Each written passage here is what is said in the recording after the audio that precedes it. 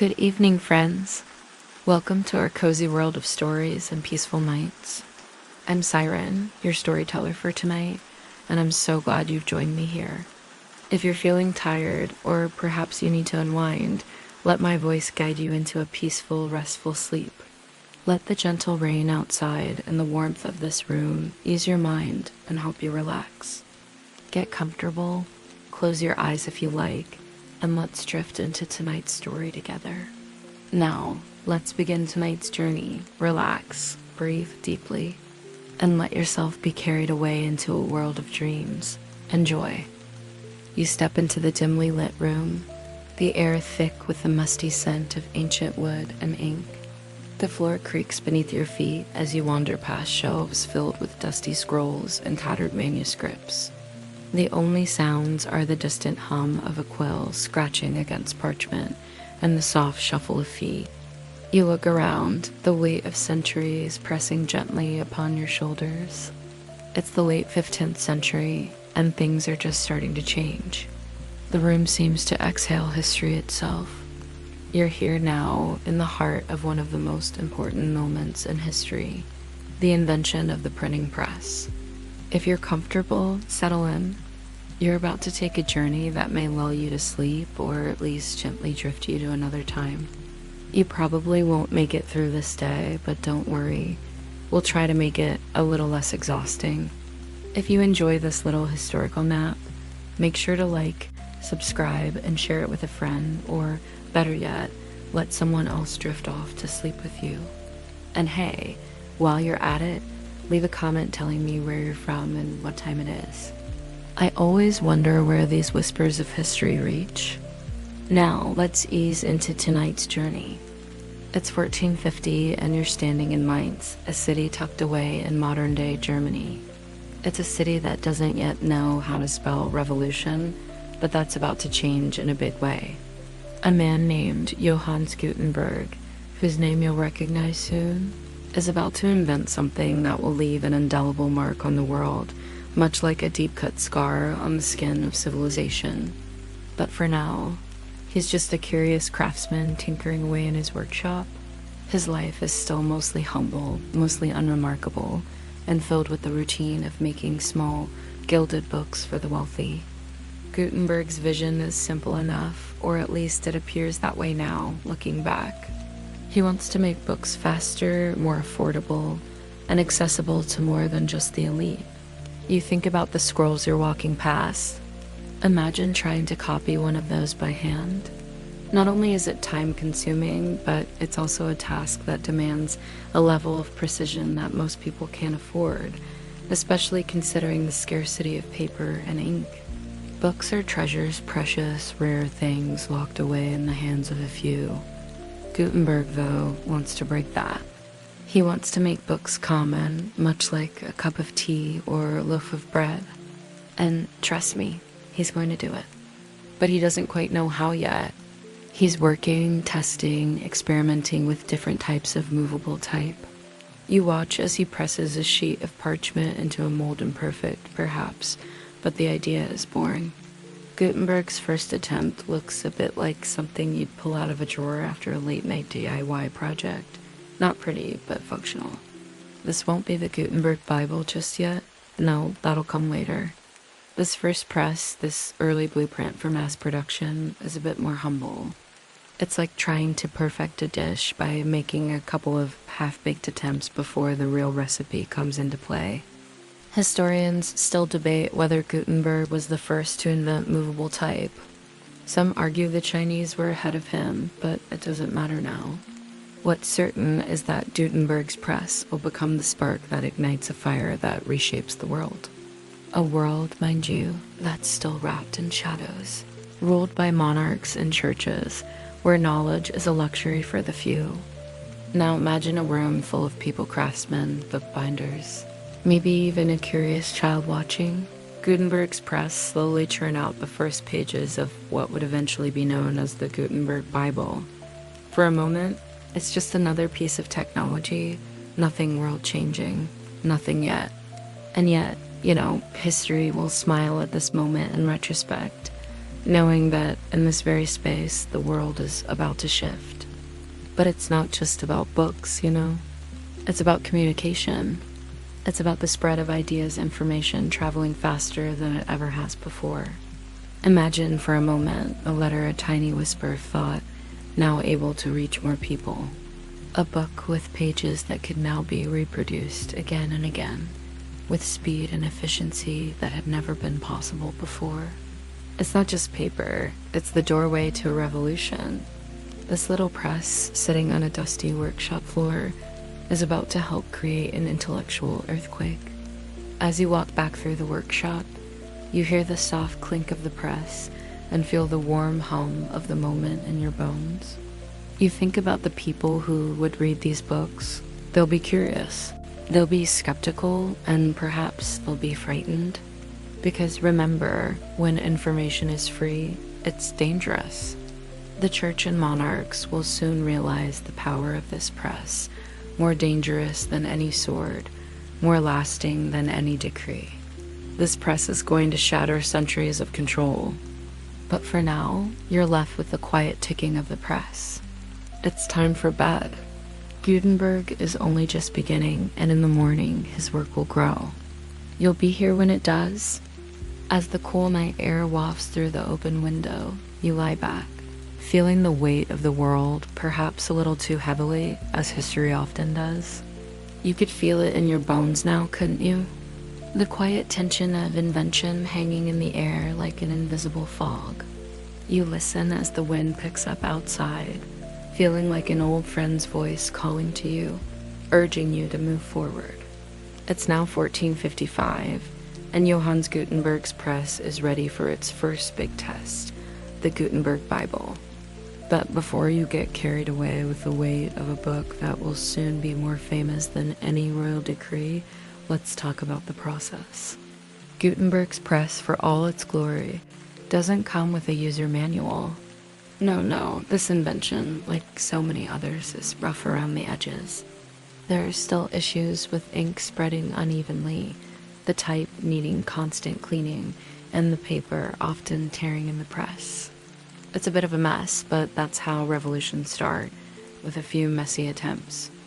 But here's the thing, this press, this humble contraption that looks more like a broken desk than an object that will change the world, is about to change how you read books. In a world where books were so scarce that even the church could barely keep up with demands, Gutenberg's invention will make them available by the hundreds, maybe thousands.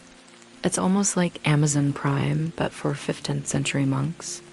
The first pages of the Gutenberg Bible come off the press one by one, carefully inspected, then stacked and bound into what will soon be one of the most valuable books in the world. The pages are crisp, the ink still slightly wet, but already there's something magical about them. The printing is cleaner than any handwritten script you've seen before. It's almost like you can smell the revolution in the air. The smell of ink and paper new and shiny, almost like the scent of something freshly made in a bakery, ready to be devoured by an eager public. Now, you might be wondering, who would want a book like this? Surely it's just for the elite, right? But Gutenberg's press isn't just for kings and cardinals. It's for anyone who can afford a few coins.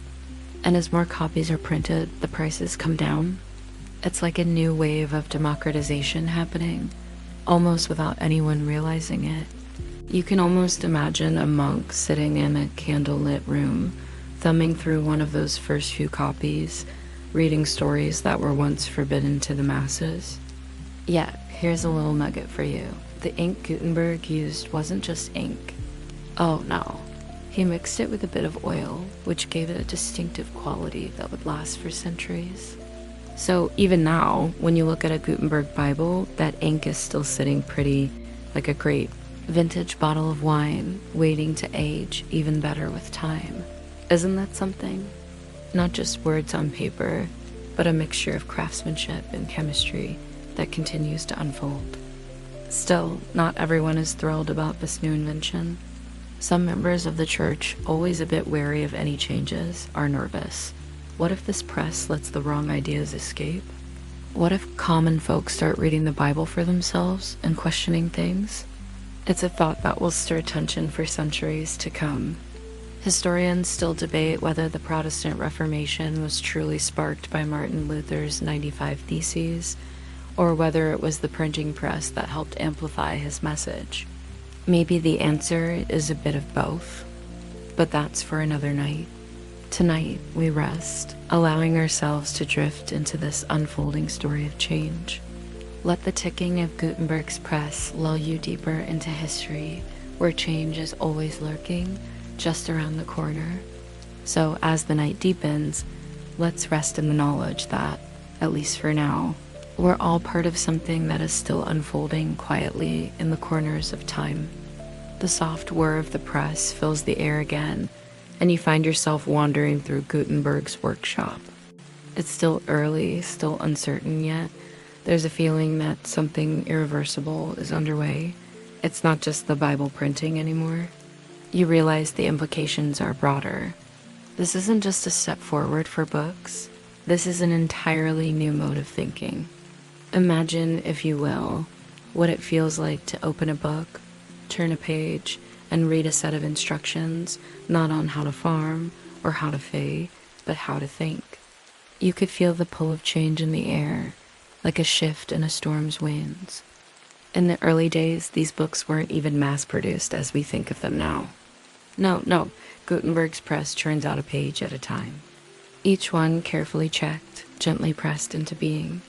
But there's something here, something just beneath the surface of these first few pages that hints at what's coming.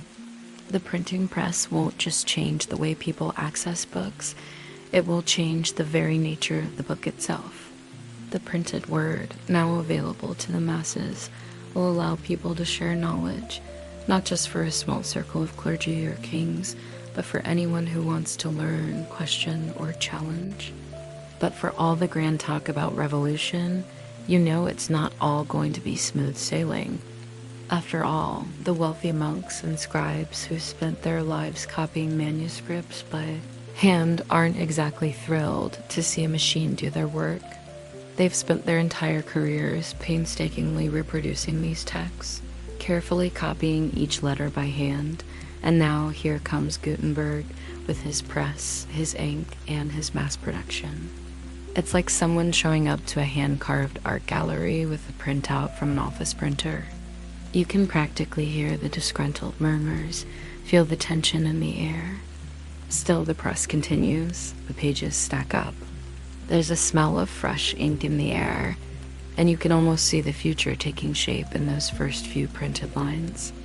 The Gutenberg Bible, that first work of mass-produced art, doesn't just sit on a shelf gathering dust. No, people want to read it. It's new, it's exciting, and more importantly, it's spreading like wildfire. Those first few copies might be rare, but soon enough, the concept spreads. And with it, the world starts to change. Now, here's where it gets interesting. Not everyone is impressed with Gutenberg's machine. Some people, especially in the church, are a little nervous. After all, if a book can be printed so easily, what else could be printed? Revolutionary ideas, perhaps?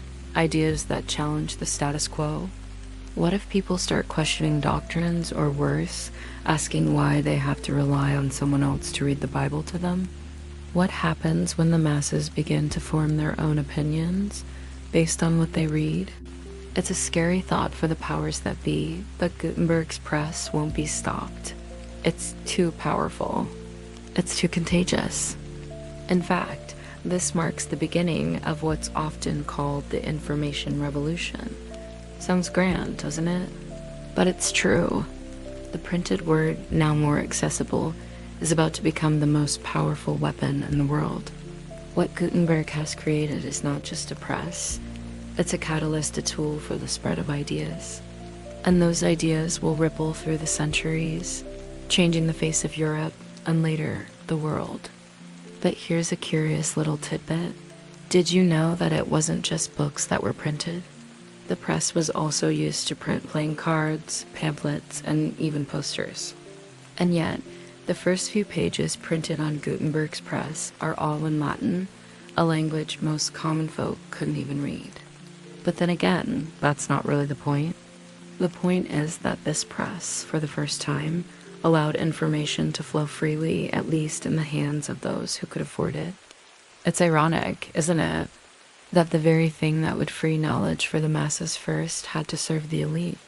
But as with all things in history, what starts as a luxury becomes a necessity.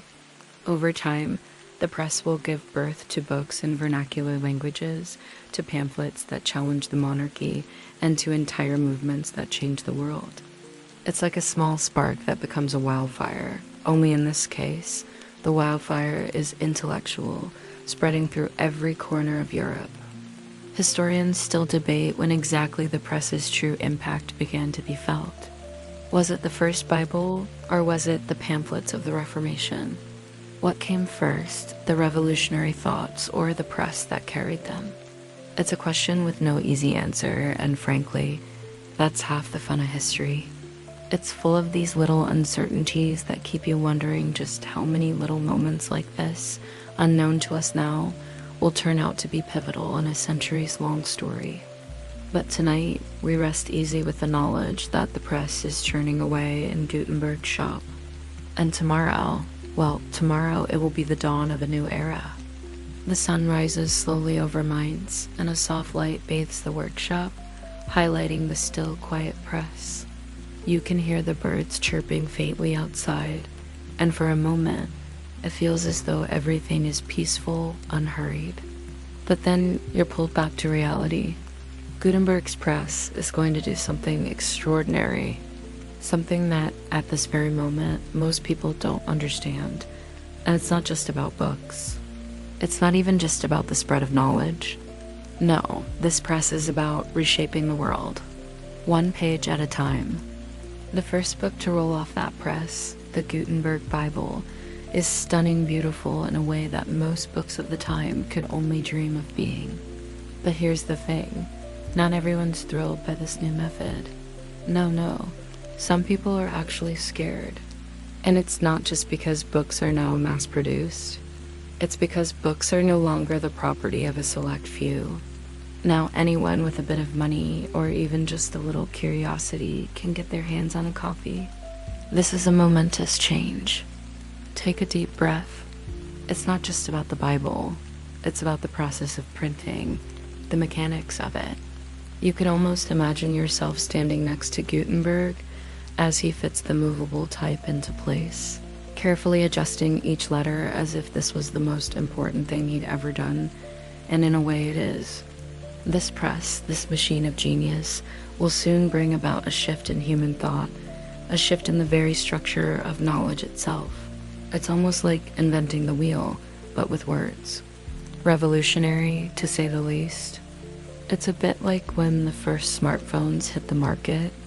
At first, it seems like a nice little novelty, something for the rich and tech-savvy, but slowly it gets into the hands of more and more people, until eventually it becomes an essential part of life. The same will happen with the printing press.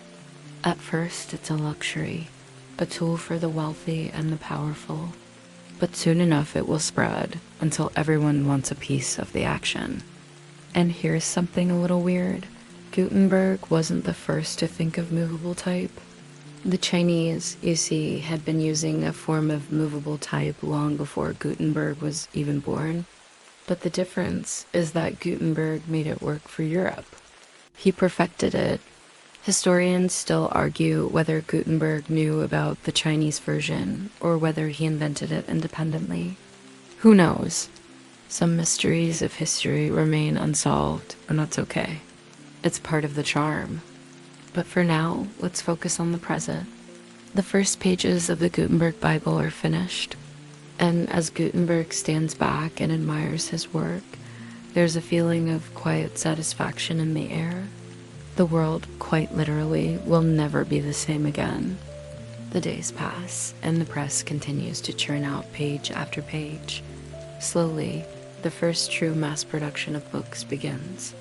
The world of knowledge, once confined to small groups of intellectuals, is now opening up to the masses. Gutenberg's press is more than just a tool for printing books. It's a tool for reshaping the world. It's the start of something bigger than any of us can fully comprehend, and yet here you are, standing in the heart of it all. What's interesting, though, is how this new world of printing will begin to disrupt the existing order.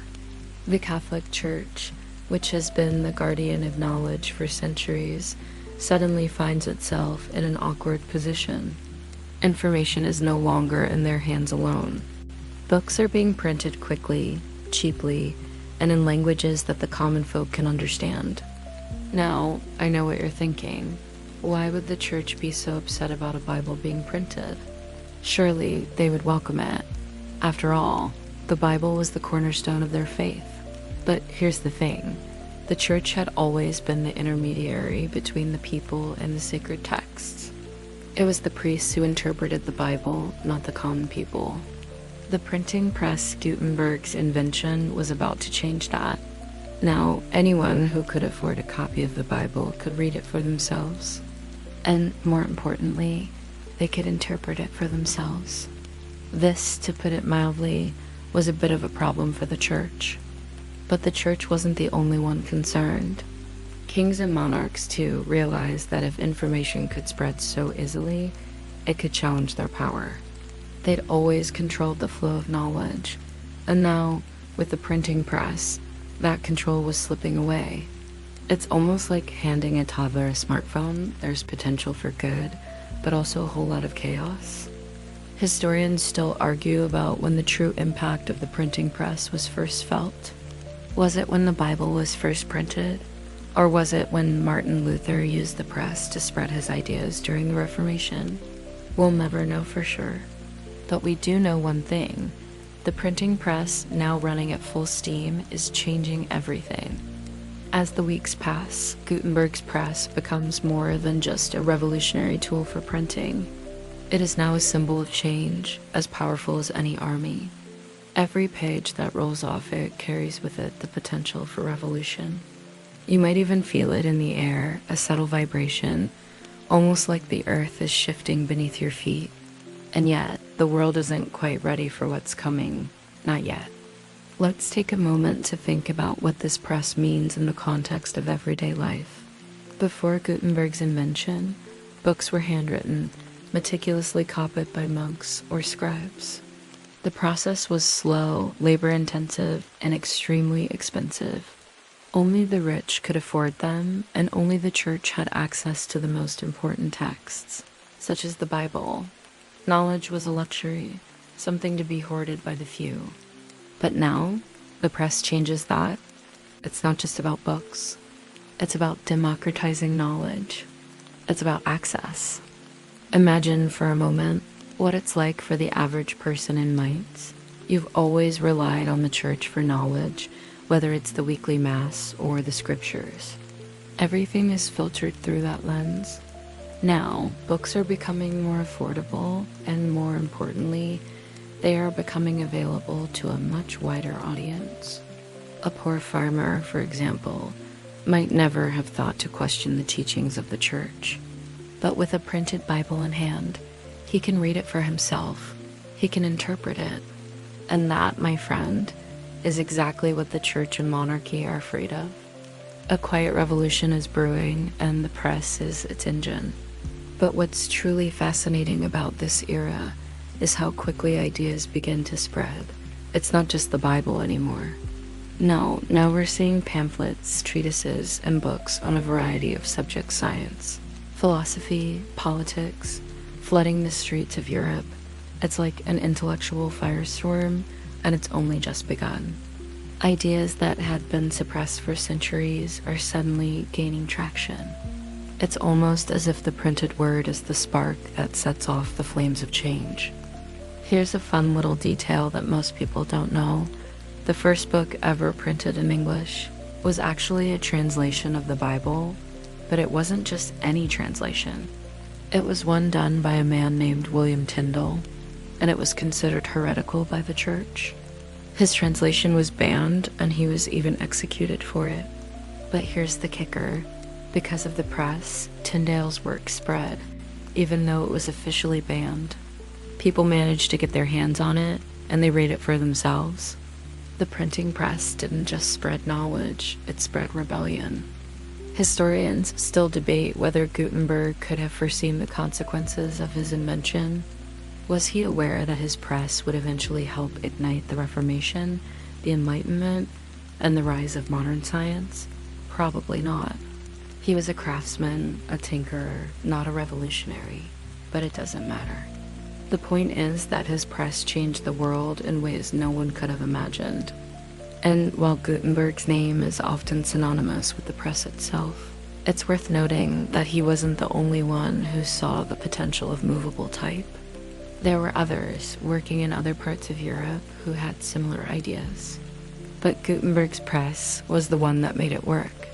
He's the one who brought it to life, and because of that, we'll remember his name long after we forget the names of the others. For now, though, as you watch the pages stack up in Gutenberg's workshop, you can't help but feel that the world is about to change. History is no longer the domain of the elite.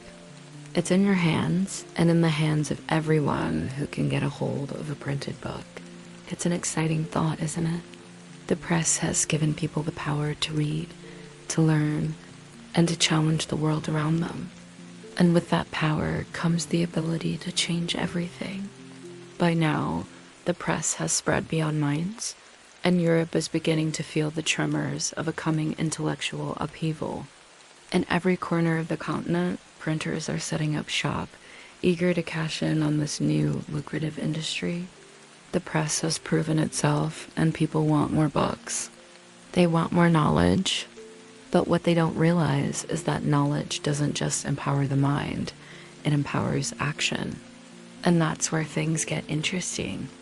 In the 16th century, the printing press was like the internet of its time.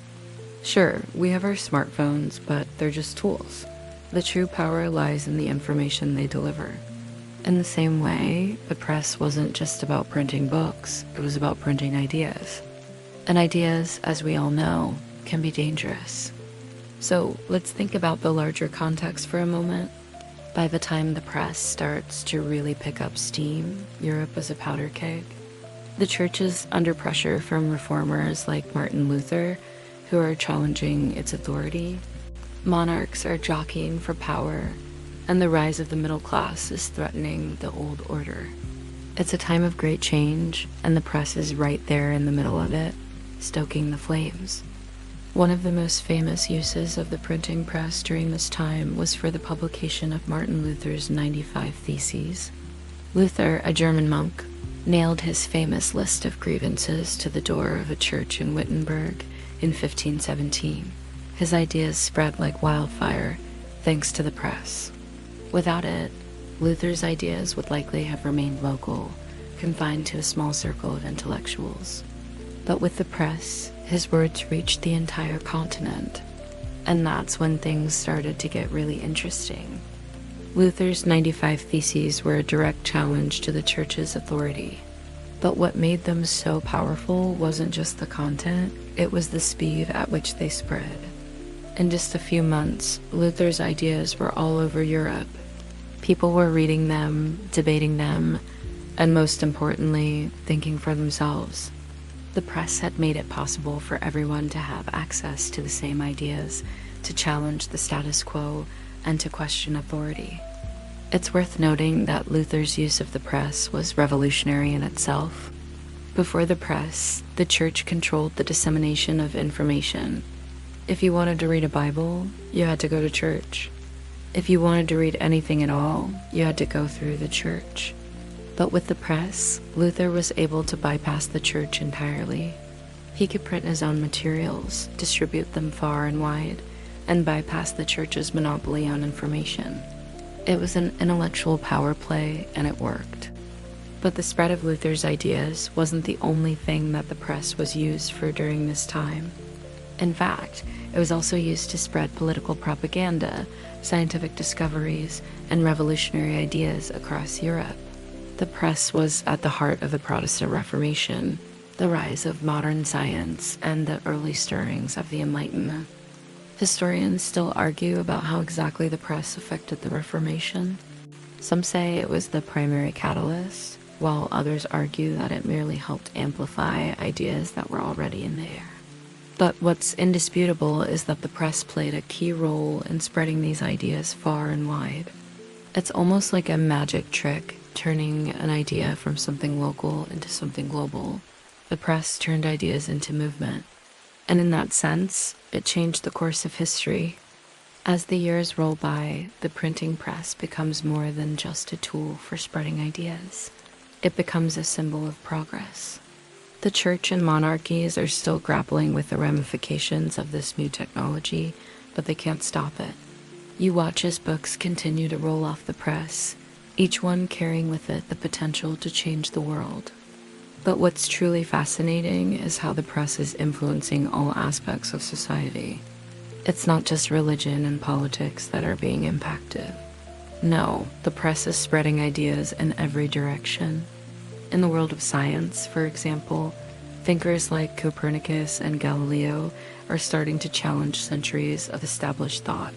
And they're doing it with the help of the printing press. Without the press, their ideas might have stayed locked away in dusty manuscripts, never to be shared with the world. You can almost picture it now, can't you? Galileo, with his telescope, staring up at the stars, making observations that would forever change our understanding of the universe. But without the press, he might never have been able to share those discoveries with anyone. The press, once again, becomes the vehicle for spreading new knowledge, for changing how people think about the world around them. The press also had a profound impact on the spread of literature. Before Gutenberg's invention, books were extremely rare. If you wanted to read a book, you had to be wealthy or connected to the right people. But now, books are becoming more affordable. And it's not just religious texts or political pamphlets being printed. No, now you have books on a variety of subjects: literature, poetry, history, science. The press is opening up a world of knowledge to everyone. What's fascinating is that this democratization of knowledge isn't just about access to information. It's about creating a new kind of society, one where ideas are shared and debated freely. It's a society where people are no longer dependent on the elite to tell them what's true or what's not. The press is empowering ordinary people to think for themselves, to make their own decisions about the world. Historians still argue about how much of a role the press played in the rise of modern democracy. Some say that it was the key factor in the development of democratic ideas, while others argue that it was merely one piece of the puzzle. Either way, it's clear that the press had a profound impact on the way people thought about power, authority, and governance. And it's not just the intellectuals who are benefiting from this revolution.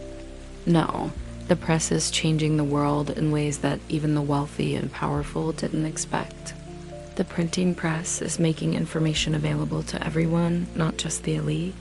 And as more people become literate, as more people gain access to knowledge, the world is beginning to shift. The printing press has set in motion a chain of events that will ultimately lead to the birth of the modern world. The air is thick with anticipation as you walk through the streets of Europe. By now, you can almost feel the pulse of history beneath your feet, like a heartbeat that never stops. The printing press, now spread far beyond Mainz, has taken root across the continent. The idea of mass-produced books and pamphlets is no longer just a novelty.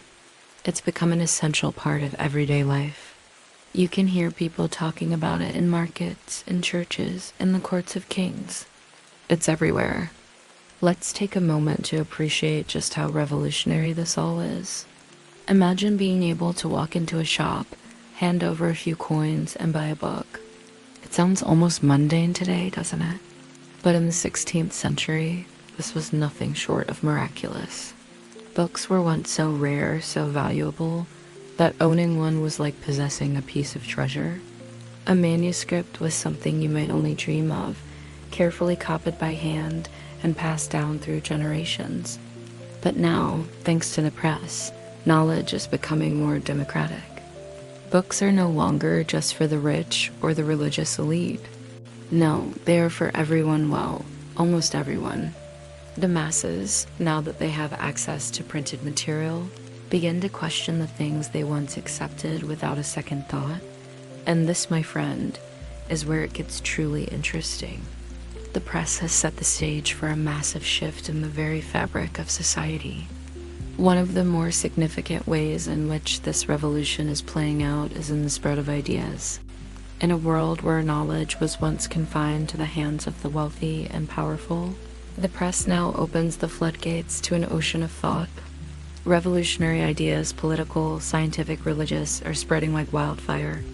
And while the church and monarchies are still trying to hold on to their old ways of controlling knowledge, the printing press is proving that the cat is already out of the bag. But it's not just intellectuals who are excited about this new era. Ordinary people are discovering the joys of reading. They're devouring books, pamphlets, and leaflets on topics they never would have had access to before. You can almost picture them, farmers, craftsmen, and traders sitting by the fire, reading about the world beyond their village, learning about the new ideas that are sweeping through Europe. It's as though the press has unlocked a treasure chest full of knowledge, and people are eager to open it. What's fascinating is that while this newfound access to knowledge is exciting, it also causes tension. The church, for example, has always been the gatekeeper of truth. The Bible, after all, was their domain. But now, the printed word has given people the power to read and interpret for themselves. This causes fear, of course. What if people start reading the Bible on their own and come to conclusions that differ from the church's teachings? The church's authority, once unquestioned, is beginning to erode. And this is only the beginning. One particularly noteworthy figure during this time is a man named Erasmus. You've probably heard of him, if not for his work, then for his name. Erasmus was a scholar and a theologian who took advantage of the printing press to spread his ideas far and wide.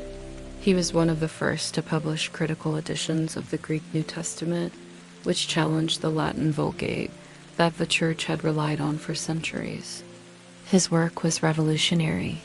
It was an intellectual challenge to the authority of the church, all printed and distributed thanks to the press. And it didn't stop there. Erasmus' work sparked a new wave of thought, one that would eventually lead to the Protestant Reformation. But here's the irony.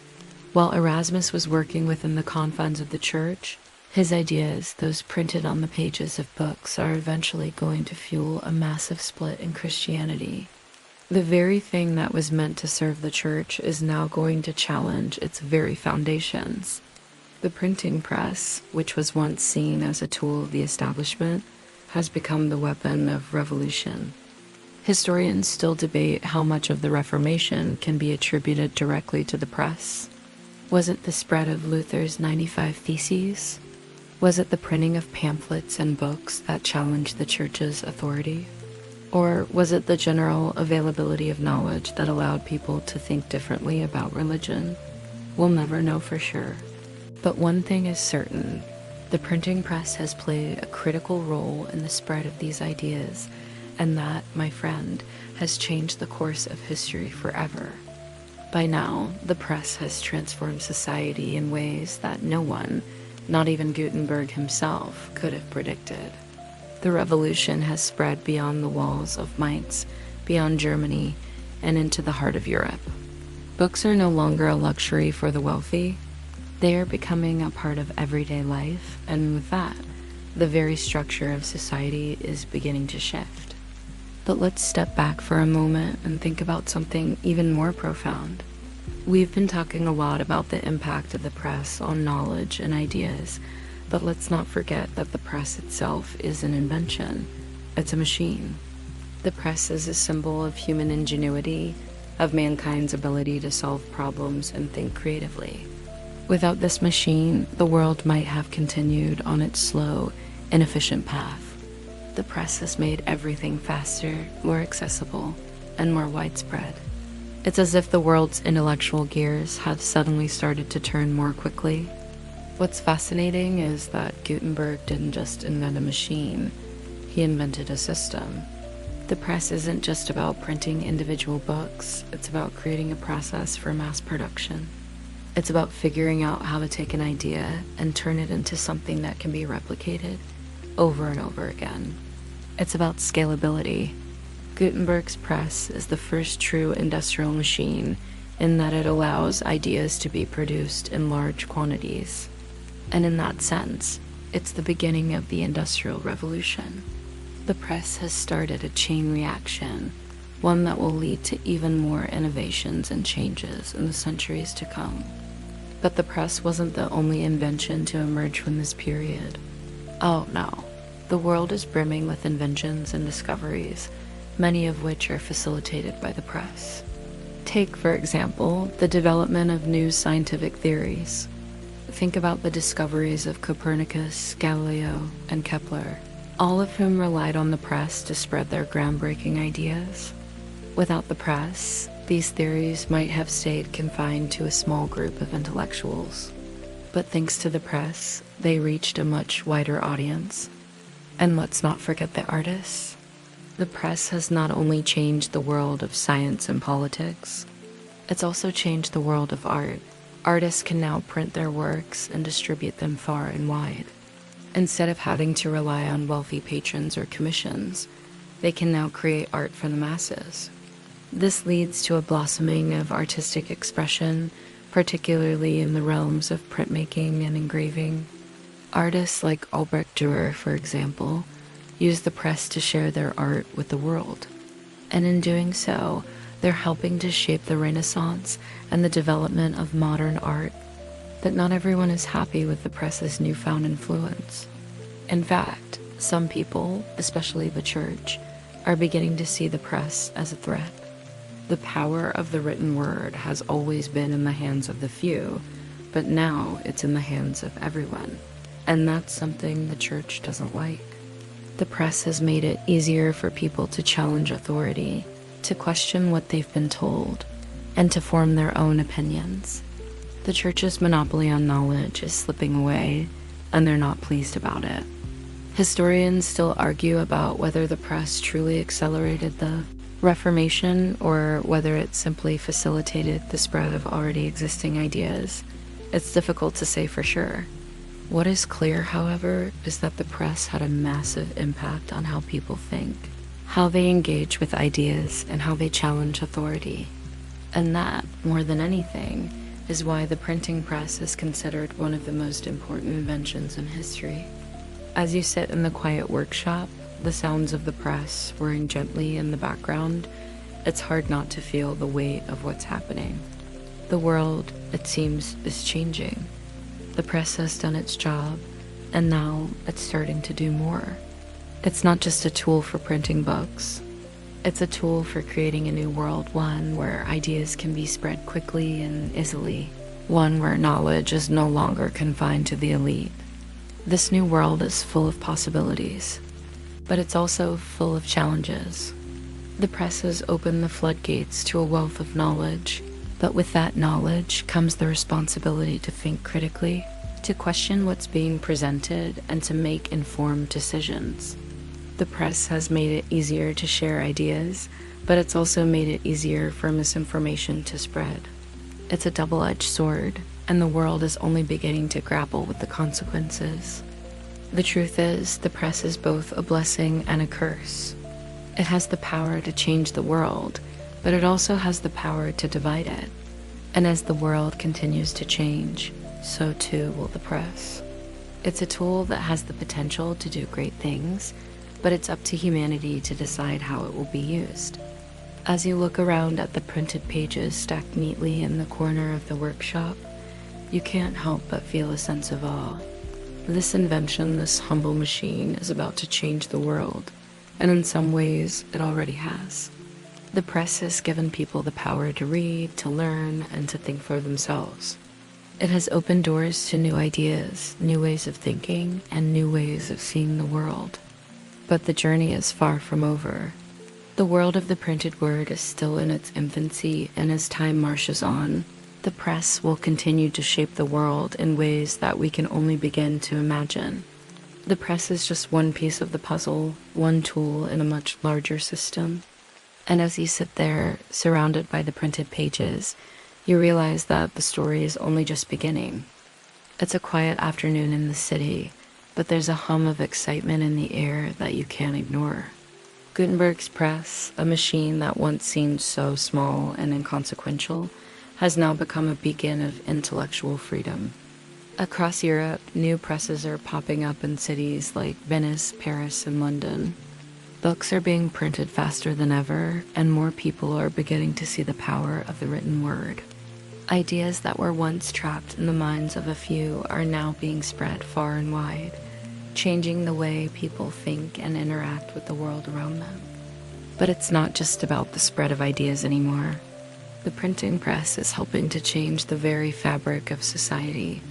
It's giving rise to new forms of communication, new forms of education, and even new forms of governance. As books become more accessible, education spreads.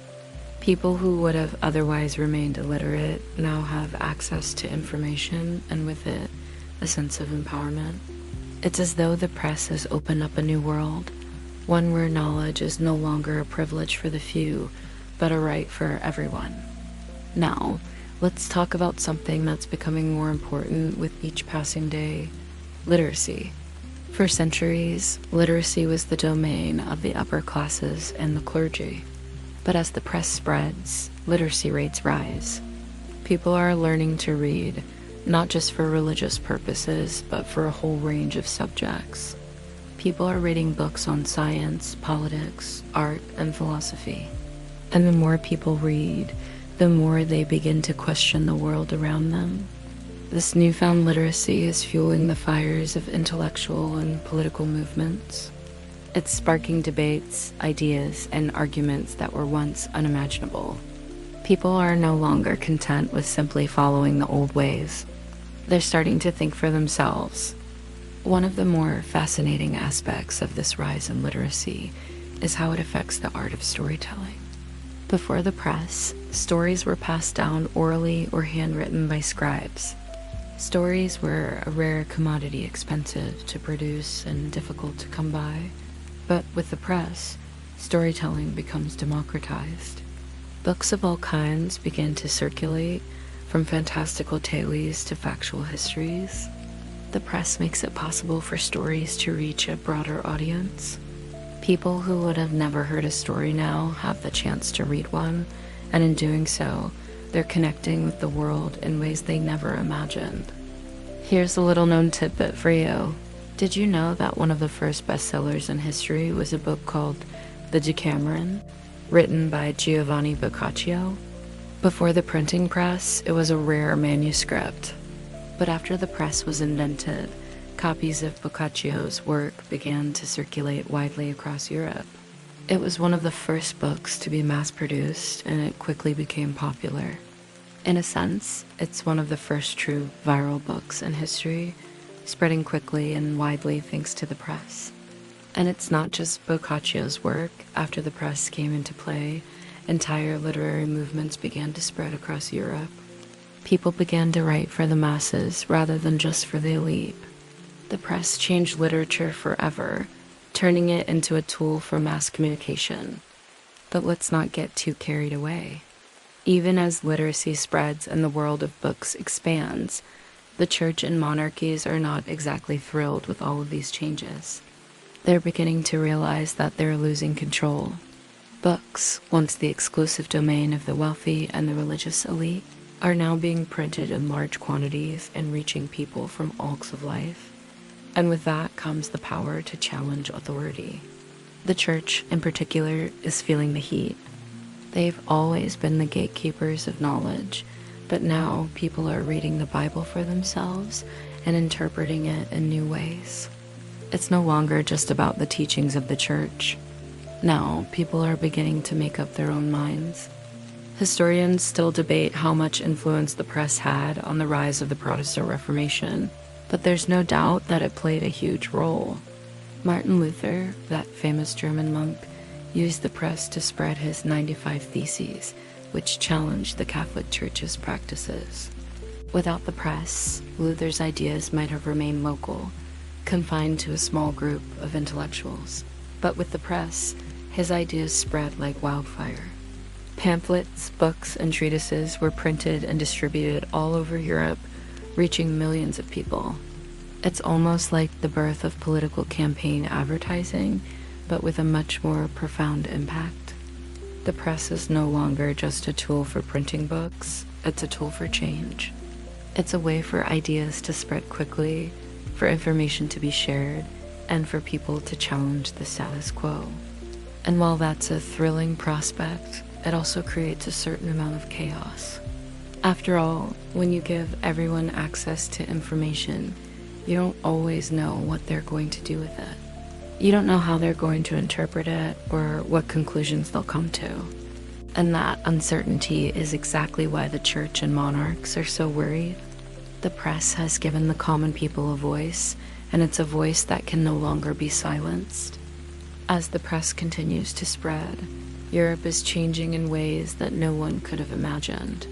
The ability to print books quickly and efficiently has transformed everything. Knowledge is now no longer the exclusive domain of the wealthy and powerful. It's available to anyone who can afford a book, or in some cases, even a pamphlet. People who were once confined to a life of ignorance are now discovering the world around them, learning about science, politics, religion, and art. And with that knowledge comes the ability to challenge the world as it is. But let's pause for a moment and consider the ripple effect that the press has had on education. Before the press, most people never learned to read or write. The ability to do so was reserved for a small, elite group: priests, scholars, and the wealthy. But with the advent of the printing press, that's all changing. Books are becoming cheaper and more accessible. Schools are starting to open up, and more people are being taught to read. And when people start reading, they don't just read the Bible, they read everything. They read about the world around them. They read about ideas that challenge their previous understanding. And with every new book, the world becomes a little bit larger. And it's not just books. The press is making it easier for people to communicate. Pamphlets and leaflets are being printed, giving people the chance to share their ideas and opinions.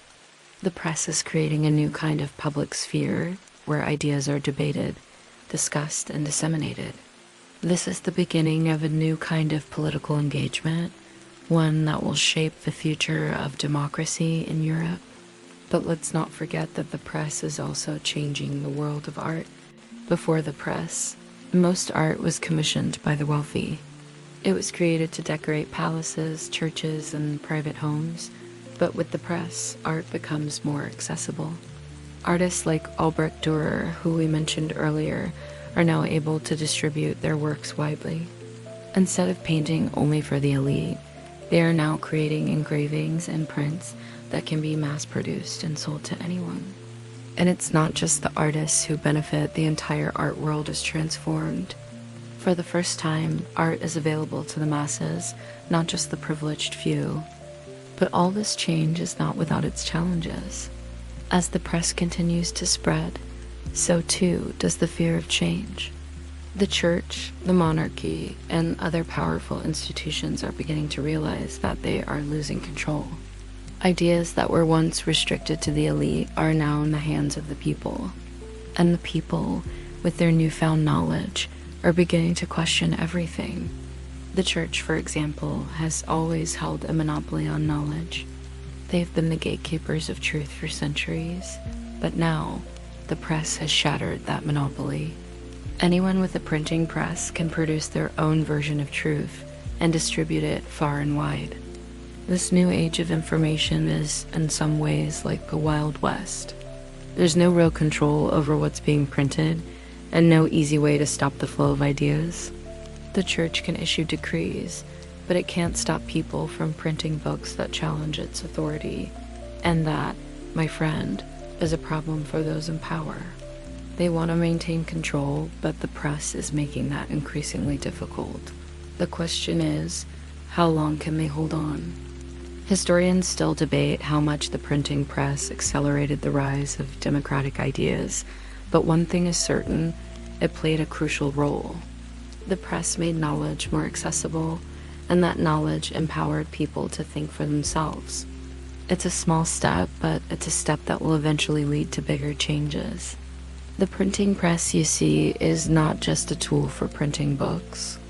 It's a tool for shaping the future. By now, the world is awash in printed material. In every corner of Europe, books are being printed, distributed, and consumed. The press has done its job, and now it's part of everyday life. It's hard to imagine a world without it, isn't it? Yet, just a few decades ago, it was an invention that was still in its infancy. The speed at which the press has changed the world is nothing short of astonishing. But what happens next? Where does the press go from here? The truth is, we can't really say. What we can say is that the press has opened the door to new possibilities. It's given people the power to think, to question, and to challenge the world around them. It's given them access to knowledge, and with that knowledge, the ability to shape the future. The press is a tool for empowerment. It's a tool that can be used for good, for education, for progress. But it can also be used for something else, for division, for manipulation, for control. The press, like any powerful tool, is a double-edged sword. It has the ability to bring people together, to unite them around a common cause. But it also has the ability to divide them, to create conflict and confusion. In the end, it's not the press itself that will shape the future. It's the people who use it. And that, perhaps, is the most important lesson of all. The years pass, and Europe continues to change under the relentless spread of the printed word. It's now the 16th century, and you can almost see the entire landscape of European society being reshaped before your eyes. The press, once a humble invention in a small workshop, has grown into something much greater. It's not just a machine. It's a symbol of freedom, of progress, and of the ability to transform the world. Every book printed, every pamphlet produced, is another piece of a puzzle falling into place. But let's step back and take a look at the bigger picture. We've talked a lot about how the printing press has impacted religion, politics, and science, but there's something even more profound happening here. The press is not only changing the way people think, but it's also changing the way people live. Imagine for a moment the sheer volume of information that's now flooding the streets of Europe. Books are no longer rare artifacts locked away in libraries. They're available to anyone who can read and afford them. People are able to access knowledge on a scale that was previously unimaginable. The world of learning has expanded. Universities are growing, libraries are opening, and reading has become an essential skill for anyone who wants to participate in society. In the past, knowledge was confined to an elite few, mostly religious leaders and royalty. But now, anyone with a bit of time and a willingness to learn can gain access to the wisdom of the past. It's not just about reading, it's about understanding. People are starting to connect ideas, think critically, and challenge old assumptions. But here's the thing, with this newfound access to information comes a flood of ideas.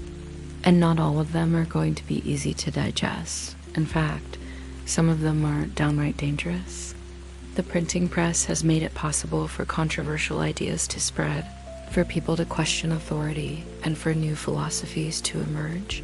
And it's not just religious ideas anymore. People are starting to print works on philosophy, politics, science, and even art. The press has created an intellectual marketplace where ideas are constantly being exchanged, tested, and refined. But while this may seem like an exciting time, it's also a chaotic one. Ideas that were once confined to small circles of scholars are now in the hands of ordinary people. And as you can imagine, not everyone is thrilled about that. The church, for example, is no longer the sole gatekeeper of knowledge. Monarchies are no longer the only ones able to dictate what people can and cannot think. The press is breaking down the walls of censorship, and it's opening up a floodgate of new ideas that some may find threatening. As you walk through the streets of Europe, you hear murmurs of controversy. New books are being printed, books that challenge the status quo. Pamphlets and treatises are being passed from hand to hand, challenging long-held beliefs about religion, the divine right of kings, and the nature of government. In the midst of this intellectual explosion, it's hard to ignore the fact that the press is starting to take on a new role. It's becoming a weapon in the hands of the people. One of the most significant uses of the press during this time is its role in the Protestant Reformation. You can almost hear the echoes of Martin Luther's 95 Theses, which were printed and distributed far and wide, challenging the Catholic Church's authority. Without the press, Luther's ideas might have remained isolated. But with the press, his ideas spread across Europe like wildfire. The Reformation was not just about religion, it was about a fundamental shift in the way people thought about power, authority, and knowledge. And the press, of course, played a huge role in making that shift possible. But Luther wasn't the only one using the press to challenge the established order. Think about the rise of humanism during this time. Humanists like Erasmus, who were heavily influenced by the printing press, began to challenge the old medieval worldview and promoted a new philosophy centered around the dignity of the individual and the pursuit of knowledge. They used the press to spread these ideas, to bring the classical texts of Greece and Rome back into the public consciousness. It was a rebirth of ideas that had been buried for centuries, and it was all made possible by the press. The press is now not just a tool for printing books, it's a tool for change. And that change is sweeping through every aspect of European life. It's affecting everything from politics to religion to philosophy, but it's also creating a sense of uncertainty. People are no longer content to accept what they're told. They're questioning everything from the very nature of God to the structure of society. It's a time of great upheaval, but it's also a time of great possibility. And here's where it gets a bit ironic. The very thing that is causing all this disruption, the press, is also what is spreading the disruption. Without the press, the Protestant Reformation would have been little more than a local event. Without the press, the ideas of the Renaissance would have remained confined to a small circle of intellectuals. But with the press, those ideas have been set loose upon the world, and now no one can stop them. Historians still debate whether the press was the primary catalyst for the Reformation, or whether it simply amplified the ideas of the reformers. Some argue that the Reformation would have happened eventually, even without the press. Others believe that the press was the key factor in spreading the ideas that fueled the movement. Either way, it's clear that the press played a massive role in shaping the future of Europe and, by extension, the world. By now, the press has already begun to have a profound effect on European society, but there's a larger question looming. What will all of this lead to? The rapid spread of ideas, the rise of literacy, the breakdown of old hierarchies, these are all signs that Europe is on the brink of something enormous. The press is no longer just a tool for printing books. It's a tool for creating a new kind of society, one where knowledge is more widely distributed, where ideas are exchanged freely, and where authority is no longer concentrated in the hands of a few. The question now is, what kind of society will emerge from all of this? Will it be one of chaos and anarchy, where everyone has their own interpretation of truth and no one can agree on anything? Or will it be one of progress, where new ideas lead to innovation, freedom, and greater equality? It's hard to say. Europe is at a crossroads, and the press is helping to define which path it will take. But let's consider the immediate effects of the press. One of the most immediate impacts is on education. The press is making books cheaper and more accessible, which means that more people can learn to read and write. As literacy rates rise, so does the demand for books, and this creates a new market for education. Schools are opening up, libraries are being established, and universities are expanding. People are no longer limited to the knowledge passed down by priests or monarchs. They are free to explore the world of ideas for themselves. But it's not just about reading books. The press is also playing a huge role in the spread of scientific knowledge. Think about the work of figures like Copernicus and Galileo, who used the press to spread their groundbreaking ideas about the universe. Without the press, their theories might have remained confined to a small group of intellectuals. But with the press, their ideas are reaching a much wider audience. And that, my friend, is a big deal. The press is helping to shape the course of science, and with it, the future of humanity. One of the most significant developments in the wake of the press is the rise of political thought. As books become more widely available, people begin to question not only religion, but also politics. The press becomes a tool for spreading political ideas, for challenging monarchies, and for imagining new forms of government. It's the beginning of a new era of political thought, one that will eventually lead to the rise of democracy. But let's not get ahead of ourselves. The press is still a young invention, and its effects are still being felt. The world is changing, and it's not clear yet where all of this will lead. Will the press create a more enlightened, more democratic society?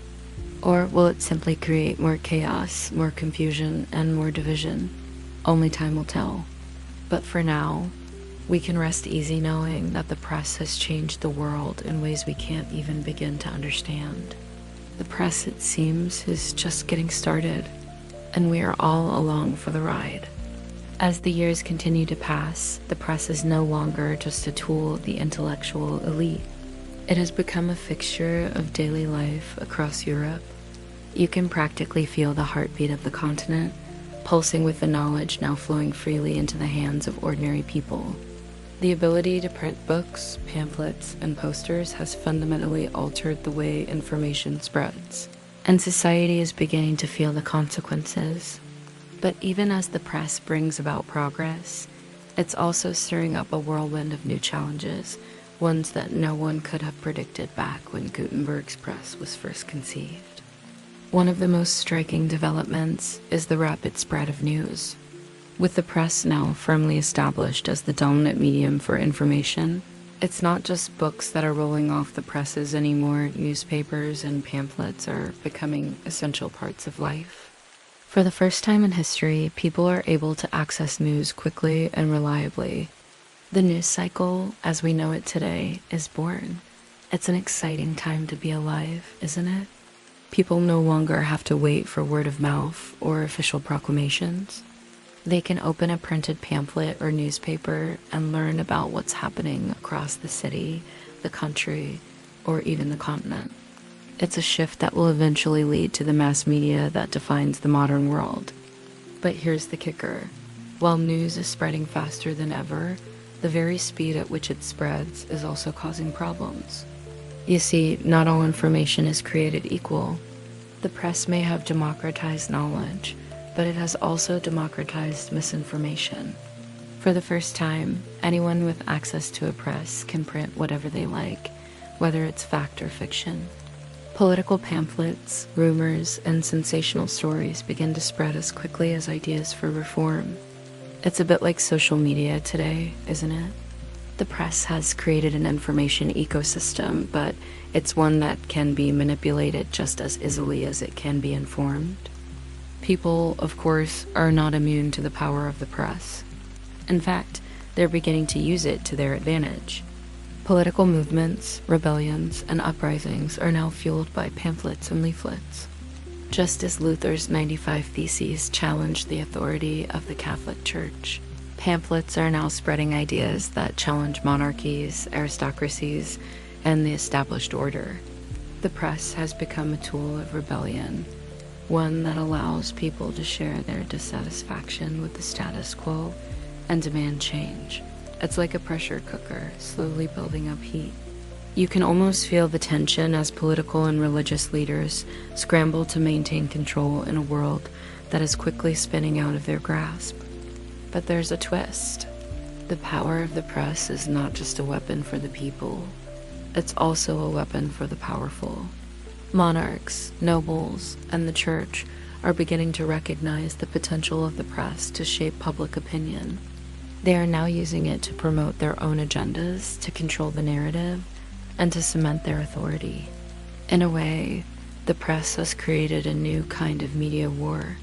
It's no longer just about books and pamphlets that challenge authority. It's about the battle for influence, the competition to control the flow of information. Whoever controls the press controls the public mind, and that's a power no one wants to relinquish. It's fascinating, isn't it? The press, which was supposed to be the great equalizer, has now become a tool for both revolution and control. It's as if the very thing that was designed to give power to the people has become something far more complex.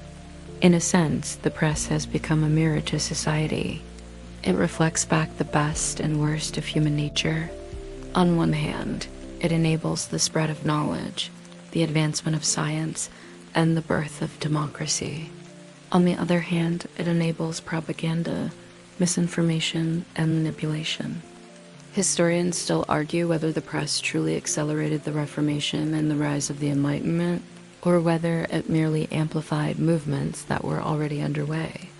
Some claim that the press was the key factor in the Protestant Reformation, while others argue that the ideas behind it were simply waiting for the right moment to explode. One thing is for sure, the press did not create the Reformation, but it certainly made it possible for Luther's ideas to spread like wildfire across Europe. And with the Reformation came the birth of modernity, the questioning of old institutions, and the rise of new ways of thinking. The press, in all its glory, has become the engine of change, but it's also the engine of chaos. And in this moment, as you stand back and watch this all unfold, you can't help but wonder, where does it go from here?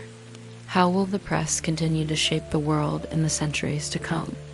In the years that follow, Europe continues to evolve in the wake of the printing revolution. The press has opened doors to knowledge, but it has also opened doors to conflict. Ideas continue to spread, and with them, new challenges to the old order. Religious upheaval, political revolutions, and intellectual movements continue to shake the foundations of society. The printing press, once a humble invention, has proven itself to be one of the most transformative tools in human history. But with transformation comes tension, and with tension comes change. One of the more profound changes occurring in this period is the rise of individualism. With access to knowledge more widespread than ever, people are beginning to see themselves as individuals with their own thoughts, their own beliefs, and their own voices.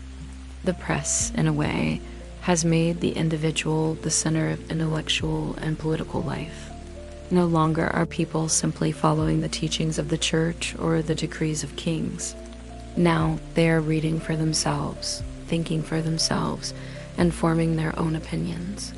It's a remarkable shift, one that will eventually lead to the rise of democratic movements and the spread of ideas about individual rights and freedoms. But as you might imagine, this new sense of individualism isn't without its problems. The rise of personal interpretation, whether of religious texts, political philosophies, or scientific theories, has created a world where everyone seems to have their own truth. The press has fragmented the way people view the world. No longer do people agree on what is true, everyone has their own truth. And that, my friend, is where things start to get complicated. The press, in giving people the power to think for themselves, has also given them the power to think differently. The fragmentation of knowledge, though liberating, has created a society where division is almost inevitable. This rise in individualism has also led to the questioning of old institutions. The church, which once held ultimate authority over the minds and souls of the people, is now being questioned by everyone. But it's not just the church. Monarchies are also under siege. Kings and queens, once believed to be divinely appointed, are now facing challenges to their rule. The press has made it possible for people to read political treatises, to learn about the rights of citizens, and to imagine a world in which power is not concentrated in the hands of a few. It's no surprise, then, that the printing press is at the heart of the rise of political revolutions. The idea of democracy, once a radical notion, is beginning to take root. Books and pamphlets advocating for political rights, for the abolition of tyranny, and for the redistribution of power are spreading across the continent. People are beginning to imagine a world in which they, not kings or priests, hold the power. It's the birth of modern political thought, and it's happening thanks to the press. But the press has not only changed the political landscape, it has also transformed the world of art and culture. As books become more widely available, people begin to consume more than just political treatises. They're reading poetry, literature, and scientific texts. They're learning about the world around them, exploring new ideas, and, in some cases, questioning long-held assumptions about the nature of existence. The press has made it possible for ideas to spread, for culture to evolve, and for art to reach a wider audience. This cultural blossoming is often referred to as the Renaissance, a rebirth of learning and artistic expression. It's a period of time where people begin to look to the past for inspiration, particularly to the classical works of Greece and Rome. Thanks to the press, the works of ancient philosophers, playwrights, and scientists are being rediscovered and studied. The Renaissance, much like the Enlightenment that follows it, is a direct result of the ability to share and spread knowledge. And that knowledge, once confined to the libraries of the elite, is now available to all. Historians still debate the extent to which the press caused the Renaissance and the Enlightenment, but there's no denying its role in making these movements possible. The press allowed people to read, and not just read, but read widely. The spread of ideas that followed led to a blossoming of human achievement in science, art, and philosophy. The press, you see, didn't just change the way we communicate, it changed the way we think. It gave birth to a new way of looking at the world, and it laid the groundwork for the modern world we live in today. As the press continues to spread across Europe, its impact becomes even more profound. What started as a humble invention in Gutenberg's workshop is now a driving force behind nearly every intellectual, political, and cultural revolution. The press has transformed society in ways that no one could have anticipated when Gutenberg first crafted his movable type. It's no longer just about printing books. It's about printing ideas, and ideas, as we've seen, have the power to change the world. But let's not forget that the press is still a relatively new invention. It's only been a century or so since Gutenberg first began tinkering with his press, and already the world is unrecognizably different. It's as if the press has opened up a floodgate of possibilities, and now no one knows exactly what's going to come pouring through.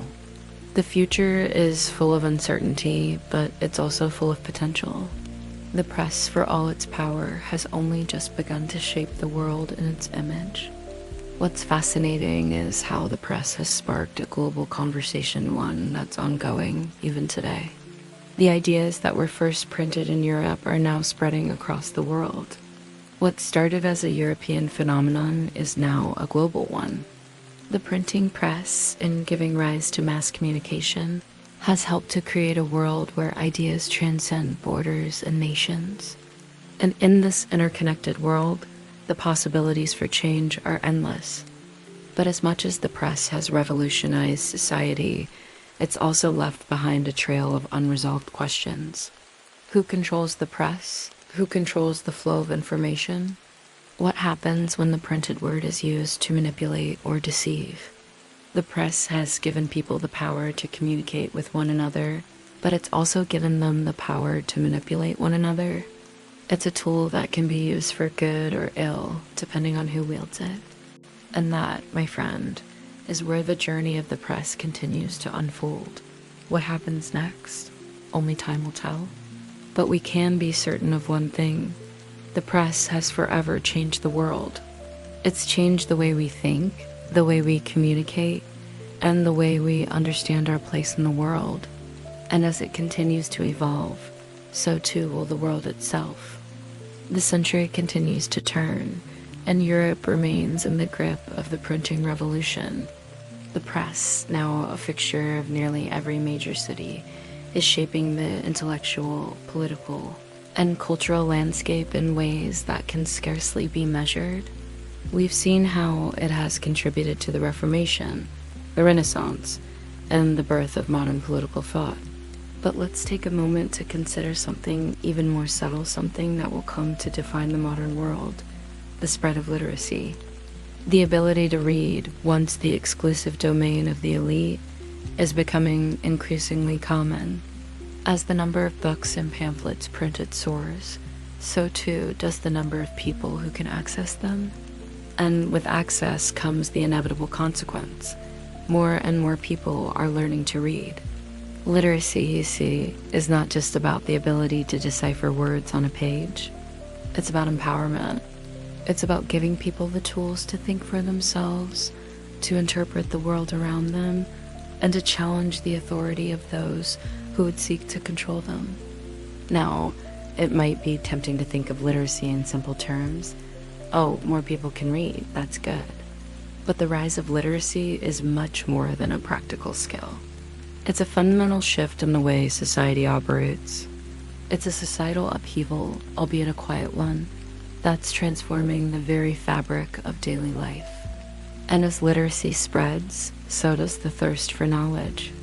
The more people read, the more they want to understand. The press has made learning addictive, and there's no going back. But let's pause here, because it's important to acknowledge the darker side of this new era. With the spread of literacy comes the spread of ideas, and not all of those ideas are helpful or even accurate. The printing press, after all, has made it possible for anyone with access to a press to print whatever they like, and as we know, not all ideas are created equal. Just as the press has enabled the spread of scientific knowledge, it has also allowed the spread of misinformation and propaganda. In fact, this very spread of misinformation would be a defining feature of future eras. It's a double-edged sword. The press is the tool that brings the truth to the people, but it's also the tool that can be used to distort the truth. And as we look at our own world today, we can see how the printing press's legacy has carried on, most notably in the form of media, where the truth and its manipulation often exist in a delicate balance. It's almost poetic, isn't it? That something as simple as movable type, invented by a German craftsman, would give rise to such profound changes, not just in how we access knowledge, but in how we view truth, authority, and information. Gutenberg could hardly have known that his press would be the catalyst for revolutions, not just in thought, but in media itself. He might have imagined books spreading far and wide, but it's unlikely he imagined the overwhelming flood of information that would follow. Think about it this way. Today, we have instant access to information, for better or for worse. In Gutenberg's time, information spread like wildfire, but it was the kind of fire that needed time to reach every corner of the world. Today, we live in a firestorm of information. The press may have been the spark that started it all, but now, nearly 6 centuries later, the flames are spreading faster than ever before.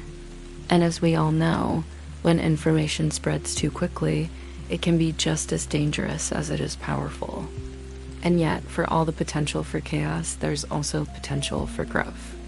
Think about the intellectual movements of the time, the Renaissance, the Enlightenment, the rise of scientific thought.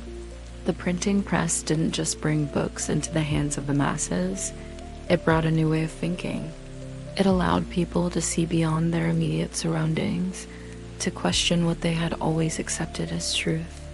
The press made it possible for individuals to explore new ideas, to challenge old ones, and to imagine a future that was different from the past. Historians still debate whether the printing press truly accelerated the rise of individualism and the idea of democracy, or whether it simply played a supporting role. Either way, what's clear is that the press did more than just make books. It made ideas more powerful, and as those ideas spread, so too did the potential for change. The printing press was the first true mass medium, and it opened the door to a new era, one where knowledge, once confined to the elite, could reach everyone. With the passage of time, the printing press continues to be a catalyst for change.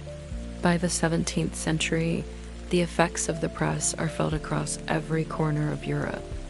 Intellectual movements, political upheavals, and religious reforms continue to reshape the continent. The press has become a tool not just for education and communication, but for transformation. But it's also becoming clear that the very power of the press, the power to shape society, to shape knowledge, comes with new dangers. The press, like any powerful tool, is a double-edged sword, and it's starting to show its darker side. One of the most important consequences of the press is its role in the development of political thought. The press has made it possible for people to engage with political ideas on a scale never before seen.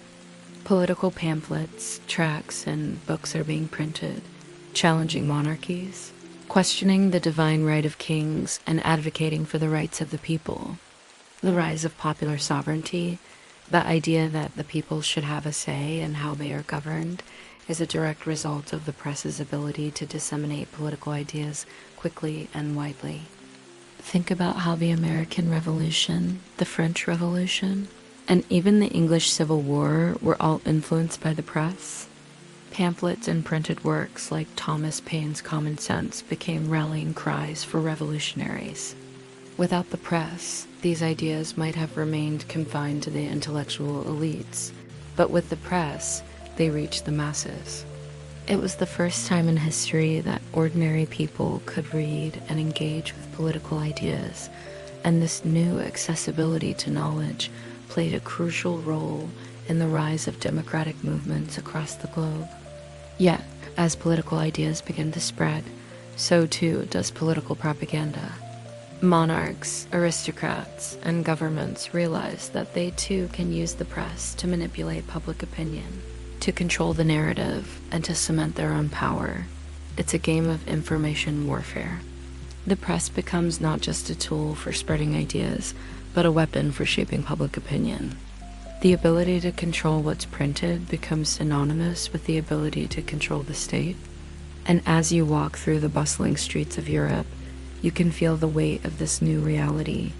The press, once a tool for spreading knowledge, is now a tool for controlling the very thoughts and beliefs of the people. The government, the church, the monarchy, all of them are scrambling to keep up with this new world of mass communication. The press has shifted the balance of power, and with that shift comes a new sense of uncertainty. But here's where it gets truly interesting. Even as the press becomes a tool for manipulation, it is also a tool for resistance. Think about the way revolutions are ignited. It's no longer just about armies and weapons. It's about pamphlets, posters, and books. The very thing that was once used to preserve the power of the elite is now being used to challenge that power. The press is, in many ways, the weapon of the people. And as more and more people gain access to the printed word, they are starting to demand change, not just in the political arena, but in every aspect of society. The spread of knowledge, once controlled by the elite, is now in the hands of the masses. And with that knowledge comes the ability to act. The press has allowed the people to question the way things have always been done, and it has given them the tools to challenge the status quo. This is where the true power of the press lies, not just in its ability to disseminate information, but in its ability to spark action, to stir the hearts of individuals, and to create movements that change the course of history. As we stand at the crossroads of this new era, it's clear that the press is just beginning to reveal its full potential. We've seen how it has reshaped religion, politics, and society. But what comes next? What will the press do in the centuries to come? Will it continue to be a tool for progress, or will it become something else entirely? Only time will tell. But for now, one thing is certain. The press has forever changed the way we live, think, and communicate. By now, it's clear that the press has reshaped every corner of society. It's not just about printing books or newspapers anymore. It's about how information flows, how ideas spread, and how people engage with the world around them. The press, now a powerful tool in the hands of both the elite and the masses, has changed the very nature of knowledge. But what's perhaps most remarkable about this era is how the press is democratizing knowledge. For the first time in history, knowledge is no longer the exclusive domain of the few that belongs to everyone. But this democratization of knowledge isn't without its challenges. As we've seen, the press has been used for good and ill. It's been used to spread revolutionary ideas, yes, but it's also been used to spread misinformation and propaganda. It's a tool that can empower people to think critically, to challenge authority, and to create change. But it's also a tool that can be used to manipulate, to control, and to divide. In many ways, this tension between empowerment and control will be a defining characteristic of the press's role in history. The press will continue to be a vehicle for the spread of knowledge and ideas, but it will also continue to be a battleground for control. The struggle to shape public opinion, to control the flow of information, and to determine what is true and what is false will remain a central theme of modern society. But as we reflect on the legacy of the printing press, it's important to remember that it wasn't just a tool of the elite or the powerful. It was a tool of the people. And in the end, it's the people who have always driven change. The press, with all its power, has given people the ability to change the world one page at a time. And as the story of the press continues to unfold, it's clear that we are only at the beginning of this journey. The press has already changed the world in ways that no one could have predicted. And yet, as we look ahead, we can't help but wonder, what will the future hold? How will the press continue to shape our world, and how will we continue to shape it in turn? The answers remain to be written. By now, the printing press has firmly entrenched itself as a central force in European life, and its ripples are beginning to expand beyond the confines of the continent. It has become the tool of transformation, not just for intellectuals and politicians, but for entire societies. The world is different now.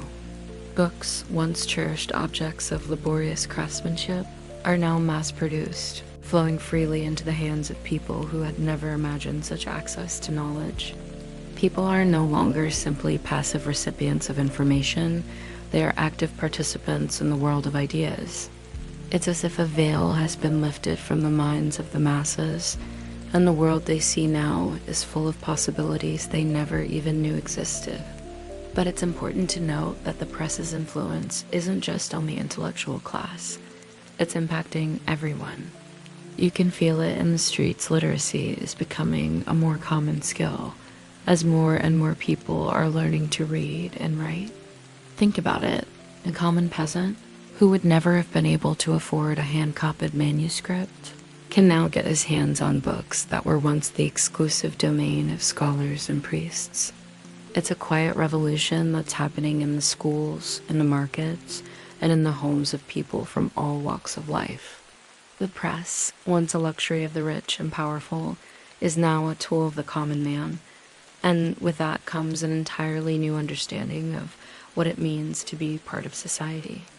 It's easy to see how this newfound access to knowledge has fueled the rise of individualism, the belief that one's thoughts and actions should not be constrained by tradition, religion, or the dictates of an elite.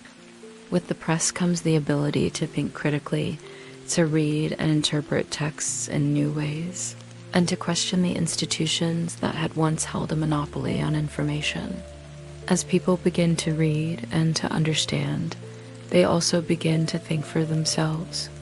It's an exhilarating time for many as the constraints of the past begin to loosen, but it's also a time of uncertainty, because with all this newfound freedom, what comes next? The press has empowered people to challenge the authorities that have governed their lives for centuries. And as more people start asking questions, old structures of power begin to crumble. You see it most clearly in the religious sphere, after all. It was the church that had held the reins of knowledge for so long. But the press has loosened its grip on religious interpretation. No longer is the Bible the sole property of priests and monks who could read it in Latin. Now, anyone who can read can interpret the Bible in their own language, on their own terms. It's like a floodgate opening once people start interpreting for themselves. They begin to question everything they were ever taught. It's ironic, isn't it? The press was originally a tool of authority, a way for the church and monarchs to communicate their power. But now, it's turning against them. The very tool that they used to control the flow of information is now the tool that's being used to challenge their authority. Martin Luther's 95 Theses were just the beginning. Soon, pamphlets are being printed and passed around, advocating for new forms of government, for the rights of the people, for scientific discoveries that question the very fabric of the universe. The press is a weapon, and it's being wielded by the people. You can almost feel the tension in the air, like a storm cloud hanging just overhead, waiting to break. And yet, even as the press helps to fuel revolutions and the rise of new ideas, it is also creating problems. Information is spreading so quickly, so freely, that it's beginning to feel a bit uncontrollable. Ideas that are revolutionary and challenging are now bouncing from hand to hand, but so too are ideas that are harmful, misguided, and even dangerous. The press has made it easier for ideas to spread, but it's also made it easier for misinformation and propaganda to spread too. In many ways, the press has opened a Pandora's box. There is no going back now. As Europe enters the 18th century, there is an increasing awareness of the power of the press, not just in terms of knowledge, but in terms of shaping public opinion. Governments and institutions are beginning to realize that the press can be used to shape minds, to influence people, and to mold public sentiment.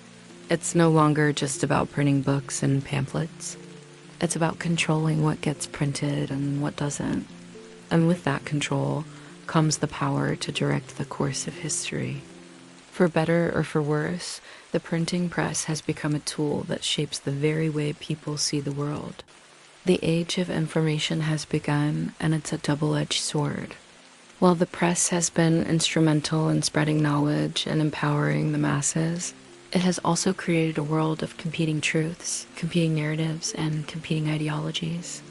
The press has changed the very nature of society, and with it, the way we understand truth, authority, and power. Historians continue to debate whether the printing press was a force for good or a force for chaos. Some argue that it was the primary catalyst for the rise of modernity, that it gave birth to the Renaissance, the Enlightenment, and modern democracy. Others argue that it unleashed a flood of ideas that society was not ready to handle, that it opened the door to manipulation, division, and the spread of harmful ideologies. The truth, as always, is somewhere in between.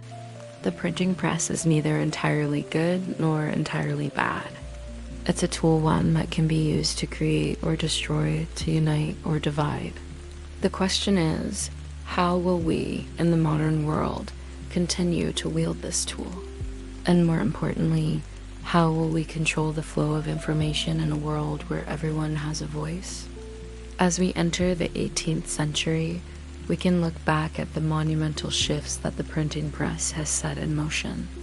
The world is changing rapidly, and with it, the way people communicate, learn, and engage with one another. What was once a quiet revolution, books printed in small batches, trickling out into the world, has now exploded into an era of mass communication. The press has set in motion a chain of events that have redefined society, culture, and politics. It's as though the gates of knowledge have opened wide, and there's no turning back. But even as the press empowers individuals, there's a sense of unease that pervades. The speed with which information spreads, once a source of pride, has now become a source of anxiety. News, ideas, and opinions are traveling faster than ever before, and with that comes a sense of disorientation. How do we keep up? How do we discern truth from falsehood when the press, both then and now, is capable of printing anything? The rise of misinformation and the fragmentation of knowledge is an inevitable side effect of such a powerful tool. The press, in its quest to democratize knowledge, has also introduced a new form of uncertainty. And that uncertainty is not just philosophical, it's practical. The press has allowed for the spread of new scientific ideas, political philosophies, and religious interpretations, but it has also allowed for the spread of harmful ideas.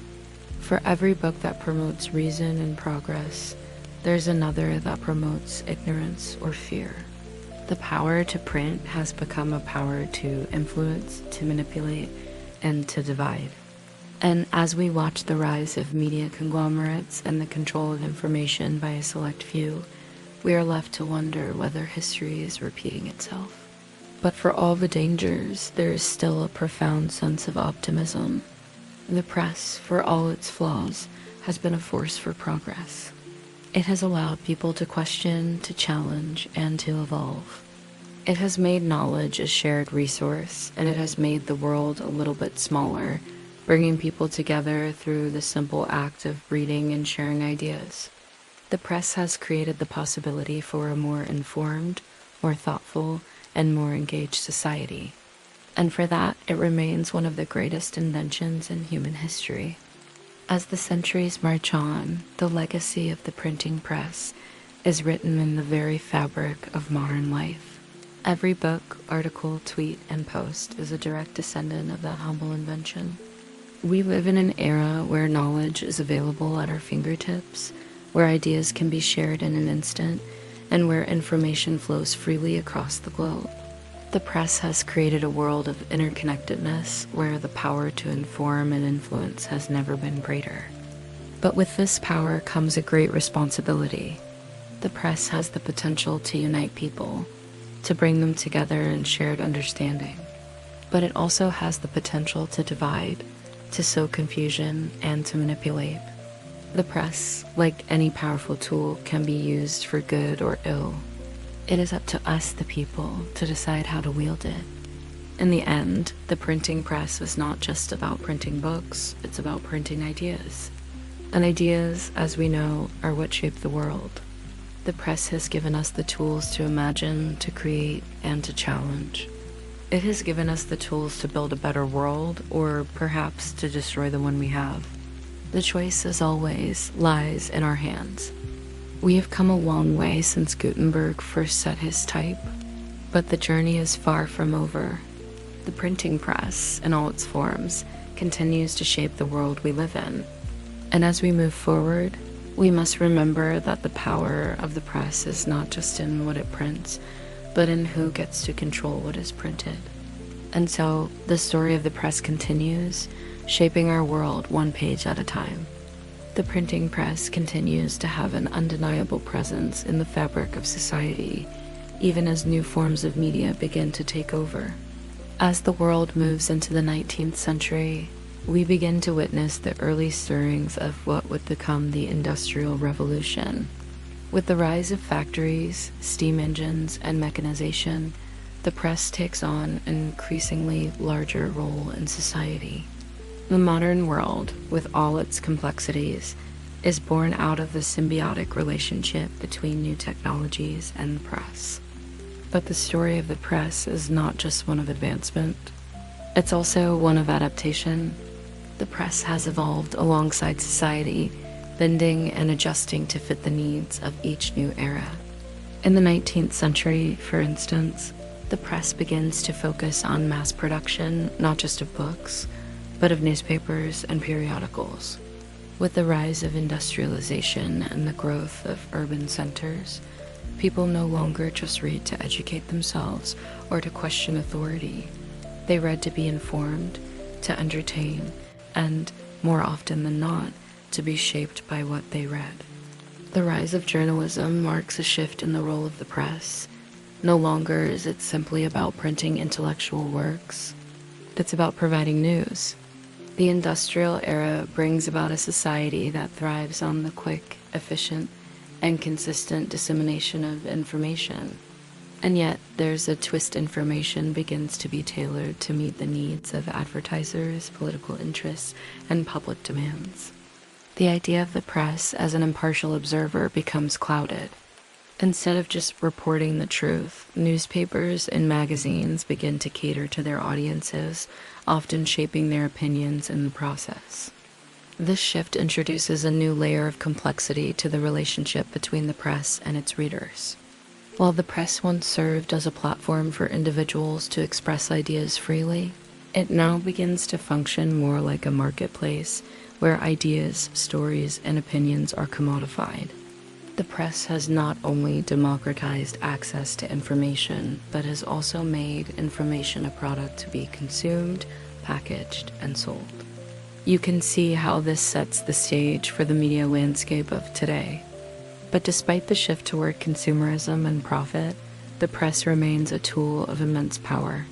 It is still the primary way that people learn about their world, still the main way that societies exchange ideas. The very nature how we engage with the world has been molded by what we read, and what we read is deeply influenced by the press. This new era of mass communication creates a world where people are constantly surrounded by information, so much so that it's difficult to imagine a time when books, pamphlets, and newspapers were rare and precious commodities. The relationship between the press and society has always been a balancing act between freedom and control, between information and manipulation. And as we move through the 19th century, it becomes clear that this balance is more precarious than ever. The press is no longer just a tool of the intellectual class. It's become a central institution in the life of every individual. It is not just shaping society, it is society. The dawn of the 20th century is an exciting time, especially when we consider the press. In this new age, we see the rise of new technologies, radio, television, and eventually, the internet that build upon the foundation the press laid centuries ago. The relationship between information and society is evolving at a rapid pace. And with each new development, we find ourselves grappling with the same questions that have haunted us since Gutenberg's first press. Who controls the flow of information? What is the role of the press in society? And how do we manage the immense power that comes with the ability to communicate, to shape ideas, and to influence public opinion? In the early 20th century, the press continues to evolve, adapting to new technologies, new forms of communication, and new needs. Radio becomes an important medium of communication, and eventually, television will follow suit, transforming the landscape of information exchange once again. But throughout all of this, the press remains a central figure. Newspapers, periodicals, and other printed materials continue to be the primary way that people receive information, even as new technologies begin to take hold. Yet, even as new mediums rise, we begin to see the deepening role that the press plays in the formation of public opinion. The press is no longer just a passive vehicle for reporting events. It is an active participant in the shaping of how we perceive the world. And with that power comes great responsibility. In the 20th century, it becomes increasingly clear that the press does not simply reflect reality, it shapes it. Think about it. Media outlets, whether they're newspapers or television stations, often choose which stories to cover, how to cover them, and what emphasis to place on particular events. They shape the conversation. The press no longer merely tells people what's happening, it tells them how to think about what's happening. This is the press's profound power to shape perception. One could argue that this shaping of perception is one of the key factors that defines the press's legacy. From political campaigns to social movements, the press plays an essential role in the creation of public narratives. It's hard to imagine a world without the press shaping the way we understand history, culture, and society. But what happens when the press itself is subject to manipulation? As we look at the 20th century, we begin to see the rise of media moguls, corporate interests, and government influence over the press. While the press is still widely seen as a beacon of democracy and freedom, there's an undeniable tension between its role as a public service and its role as a business. In many ways, the press's shift from being a public institution to a commercial one marks the beginning of a new chapter in its history, a chapter that has continued into the present day.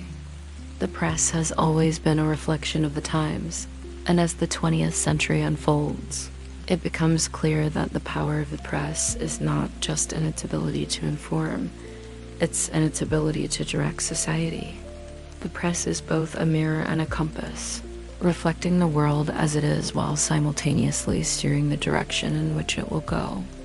By the time we reach the mid-20th century, the press has firmly established itself as an integral part of the societal machinery. Newspapers are no longer just important tools for information, they've become institutions in themselves.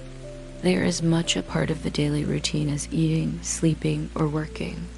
Every morning, people wake up to the news, the headlines shaping their understanding of the world, and the press becomes a central player in shaping the collective consciousness of society.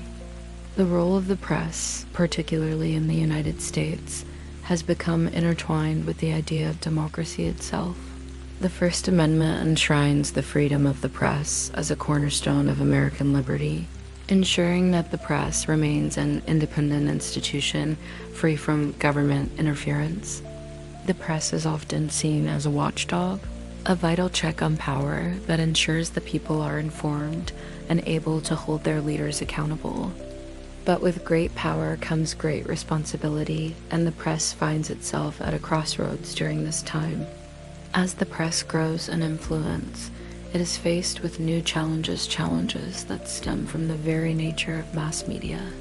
The press has always been a tool for conveying ideas, but now, with the rise of television and radio, it has become the primary medium for shaping those ideas. Television, in particular, becomes the dominant form of communication, and with it, the press gains an unprecedented level of control over the flow of information.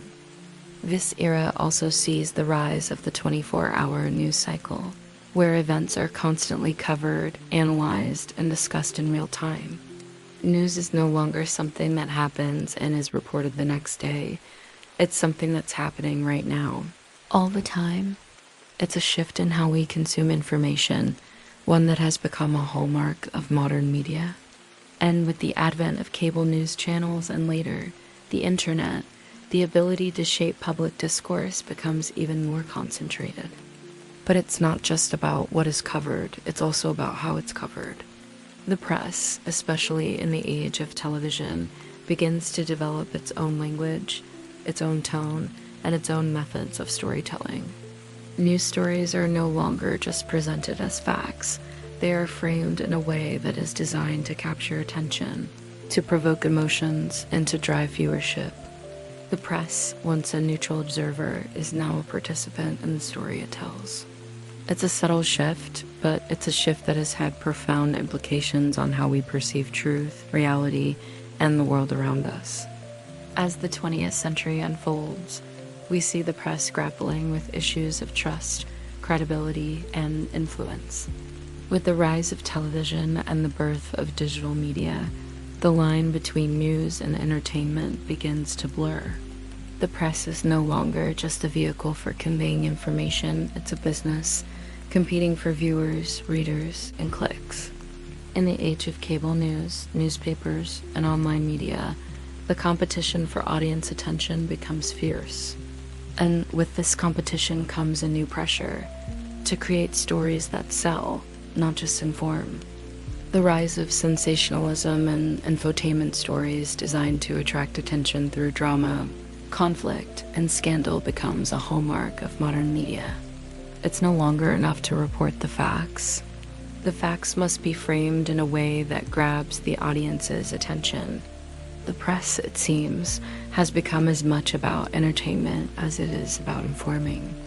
This shift, while perhaps inevitable in a capitalist society, has led to growing concerns about the press's role in shaping public opinion. Is the press fulfilling its duty to inform, or is it simply manipulating the public for profit? At the same time, the digital revolution brings new possibilities for the press. The internet, with its unprecedented reach and speed, allows for the instant dissemination of information.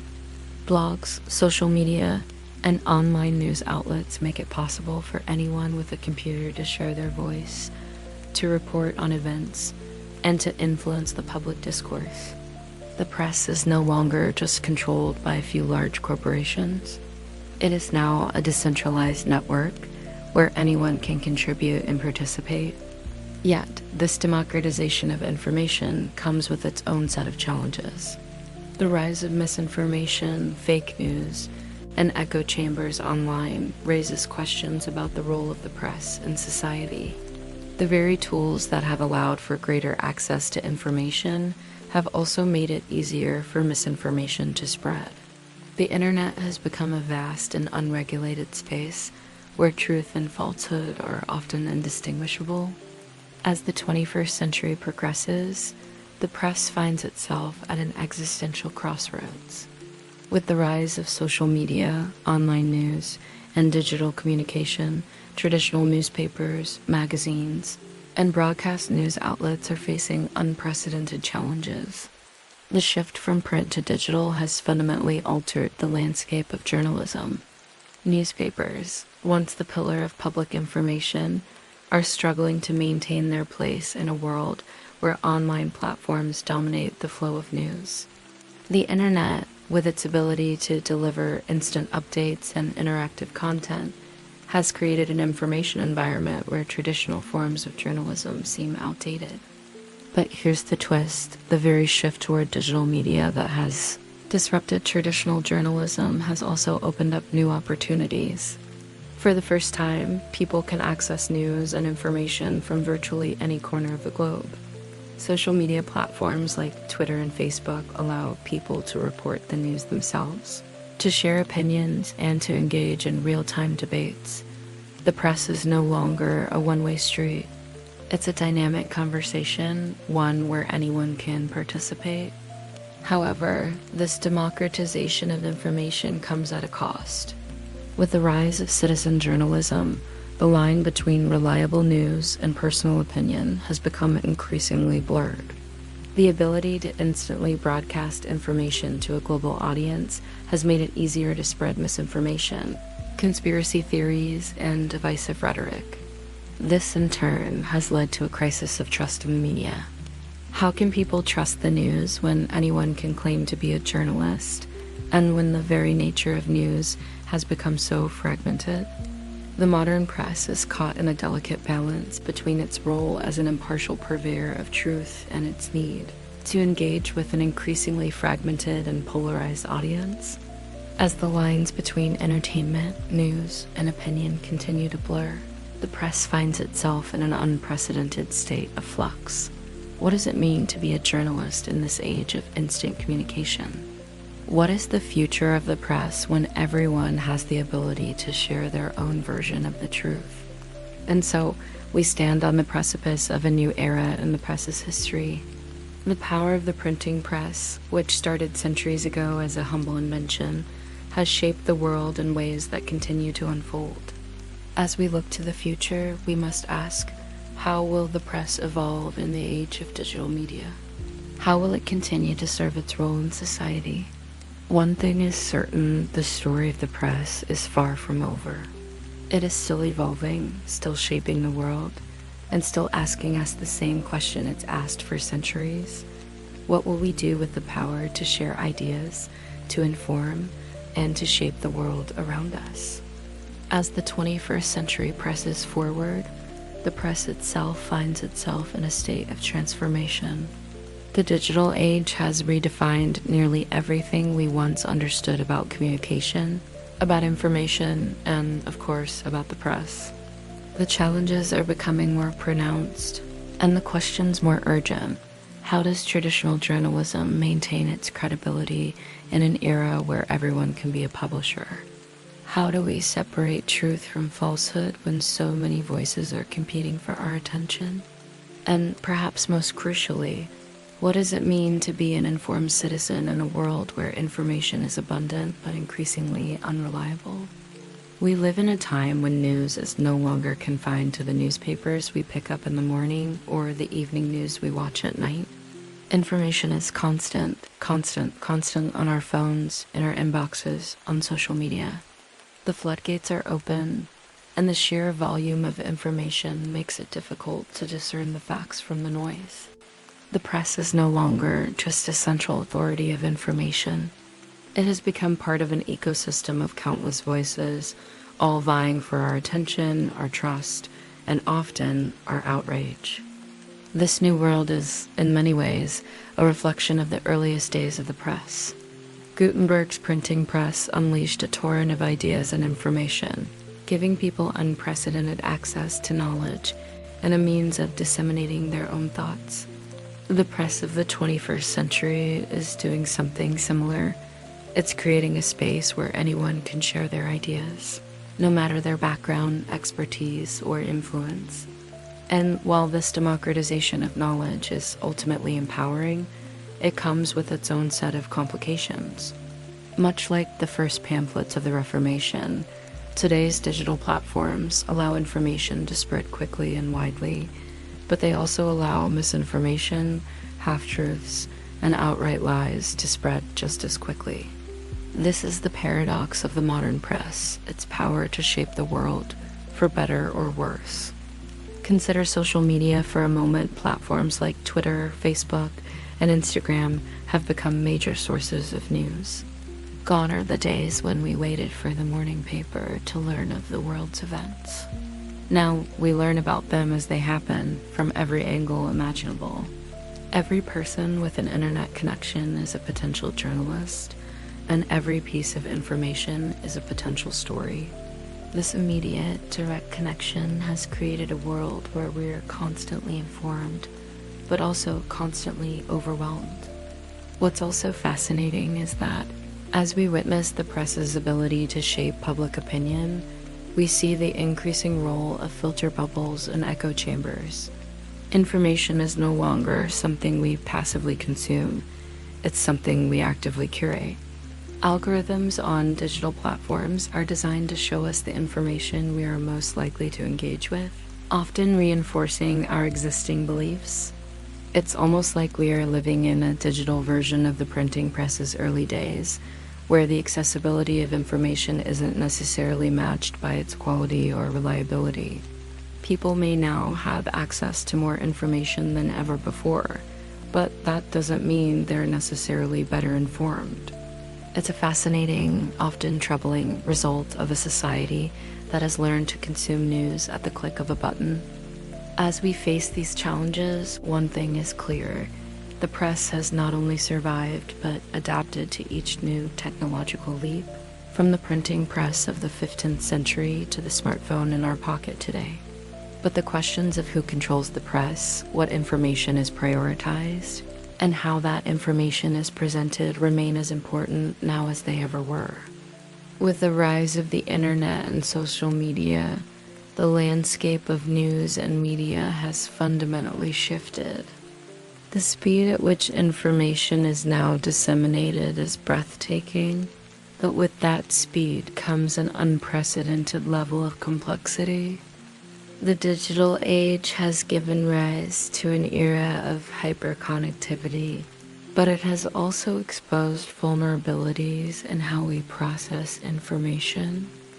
Gone are the days of a relatively small number of publications controlling the flow of news. Today, everyone has the ability to influence public discourse, whether through blogs, tweets, or viral videos. But this democratization of information, while powerful, has also made it harder to control the quality and accuracy of what's being shared. The speed of dissemination means that news breaks instantly, but it also means that news can be distorted just as quickly. Consider how misinformation spreads on social media. A single misleading post can go viral in a matter of hours, reaching millions of people before the facts can be properly checked or corrected. It's a stark reminder of the lessons learned from the press's origins. Information is powerful, and with that power comes the potential for both good and harm. In this digital era, what's particularly challenging is the role of fake news, the phenomenon where false or misleading stories are spread intentionally to deceive or misinform the public. Unlike the printed pamphlets of the 16th century, which were often localized and contained clear biases, today's fake news can be generated and distributed globally within minutes. The press has shifted from being a purveyor of information to being part of a much more complex ecosystem of content creators and distributors. Anyone can be a publisher now, whether they're an individual on Twitter or a media giant on YouTube. The question then is, how do we navigate this new world where facts and fiction are often indistinguishable?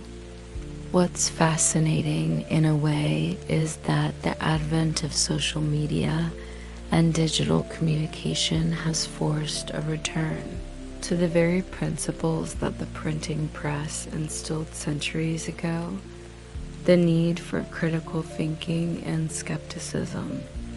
In Gutenberg's time, the spread of knowledge through the press challenged old ideas and structures of authority. Today, the spread of knowledge through digital platforms continues to challenge the very idea of what constitutes truth. We've now entered an era where the question isn't just about whether information is available, it's about how it is shared and who controls that sharing. What the printing press did for the 16th century, the internet has done for the 21st century. It has broken down barriers, creating a more connected world, but one that is increasingly fragmented by competing narratives, misinformation, and manipulated truths. As the press continues to evolve, so too does its relationship with society. The press in all its forms is no longer just about informing or educating. It is about engagement. People consume news not just for information, but for entertainment, for validation, and for identity. Media outlets no longer merely report. They form opinions, shape political ideologies, and even create movements. In many ways, the press today is less about informing the public and more about creating a public one that is increasingly defined by its consumption of media. The shift from printed books to television and from television to the internet has been a shift not just in how we access news, but in how we understand the role of the press in society. The press is no longer just a means of communication. It is the fabric of modern culture. Whether we're reading a printed newspaper, watching a cable news channel, or scrolling through Twitter, we're not just receiving information. We're participating in the ongoing creation of the world around us. As we continue to witness the profound impact of digital technology on the press, it's essential to step back and look at how this all connects to the broader evolution of information. The internet has amplified the press's original antenna tool for the rapid and wide dissemination of ideas, but it has also raised new challenges, as we've seen with the rise of fake news, misinformation, and media manipulation. Yet there are also hopeful signs. Just as the printing press gave rise to a more informed, connected society, the internet has created new opportunities for global dialogue. Consider the way in which social media platforms have made it possible for people from every corner of the world to share their experiences, perspectives, and knowledge. In this way, the press is now more democratic than ever. Information no longer has to be filtered through traditional channels. You can hear voices from anywhere, often in real time. The press has evolved into something far more interactive. And this shift is not just happening on a grand scale, it's happening on a deeply personal one too. The ability to engage with global news, politics, and culture is unparalleled in human history. But this connection also comes with its own set of complications. Just as the printing press empowered ordinary people to read and understand the world around them, the internet has given everyone the ability to broadcast their own views, no matter how radical or misguided. This has given rise to a new kind of democratization of media, where anyone can shape public opinion. But it also raises the question, what responsibility do we have to ensure that the information we share is truthful and valuable? It's not just about the content itself, it's about the way in which content is consumed. We live in an age where information overload is the norm.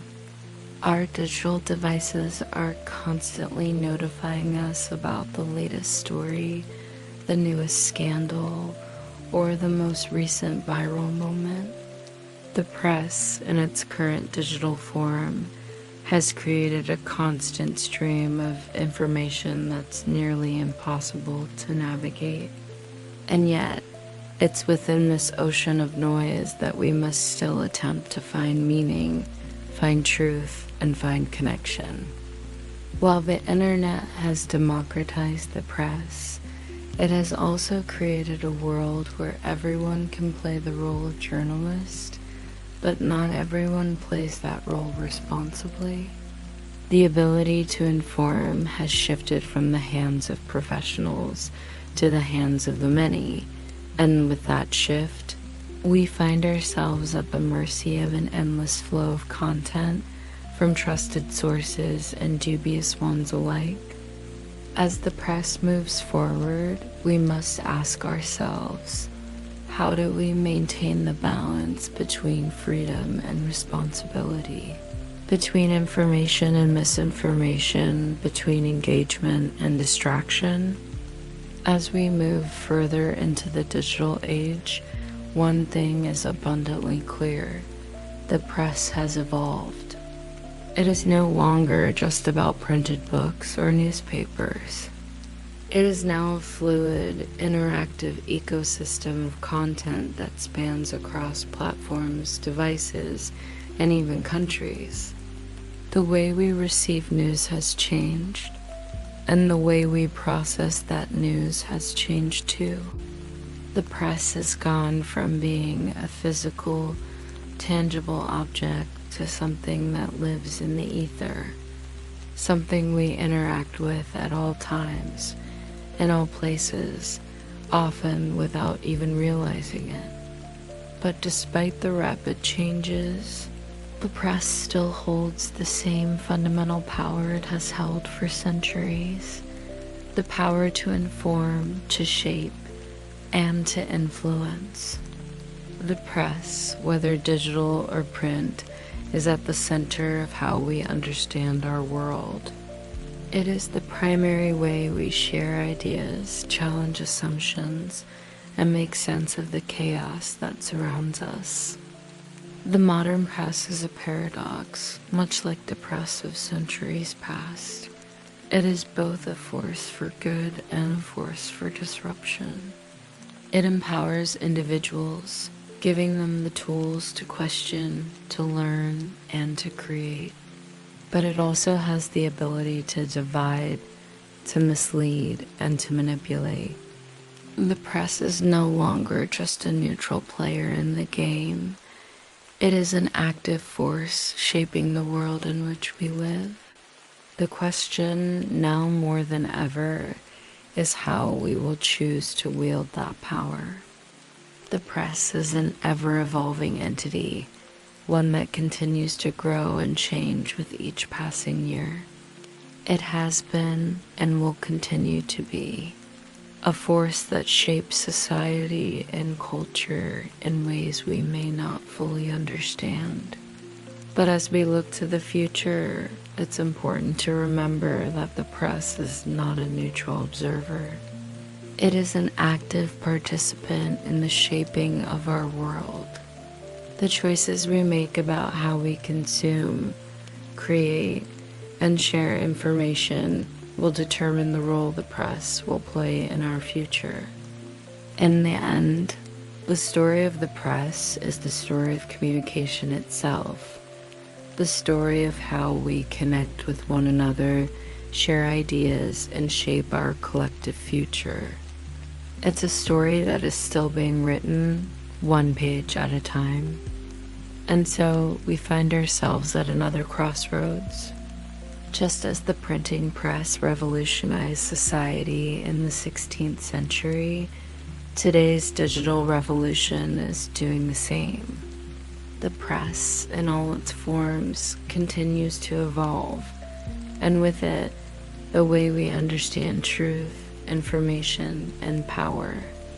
It's easy to forget how far we've come from the humble beginnings of movable type to the rise of the internet. But the parallels between these two revolutions are striking. In the 16th century, the press allowed the masses to access information and ideas that were once the exclusive domain of the elite. It created new opportunities for education, enlightenment, and participation. But it also brought with it the potential for misinformation, division, and propaganda. The same can be said for today's digital age. The internet, like the press of the past, has democratized information, allowing anyone with a device to access, share, and create. But it has also created new challenges, particularly when it comes to separating truth from falsehood. What's fascinating is that, even in the digital age, the press's original purpose to inform, to enlighten, and to empower remains as relevant as ever. The press is still a tool that can shape the world, for better or for worse. But it's up to us to decide how we will use it. The choices we make today will determine the role the press plays in the future. Will it be a force for good, empowering people to think critically and engage in meaningful discourse? Or will it become a tool for division, manipulation, and control? As we look ahead, we can take comfort in knowing that the press, in all its forms, has the potential to be a force for positive change. But it will require vigilance, responsibility, and an ongoing commitment to truth. The press has been and will continue to be a tool for shaping our world. It's up to us to ensure it remains a tool for progress, not regression. And with that, we return to the question that has always surrounded the press. How will we use it?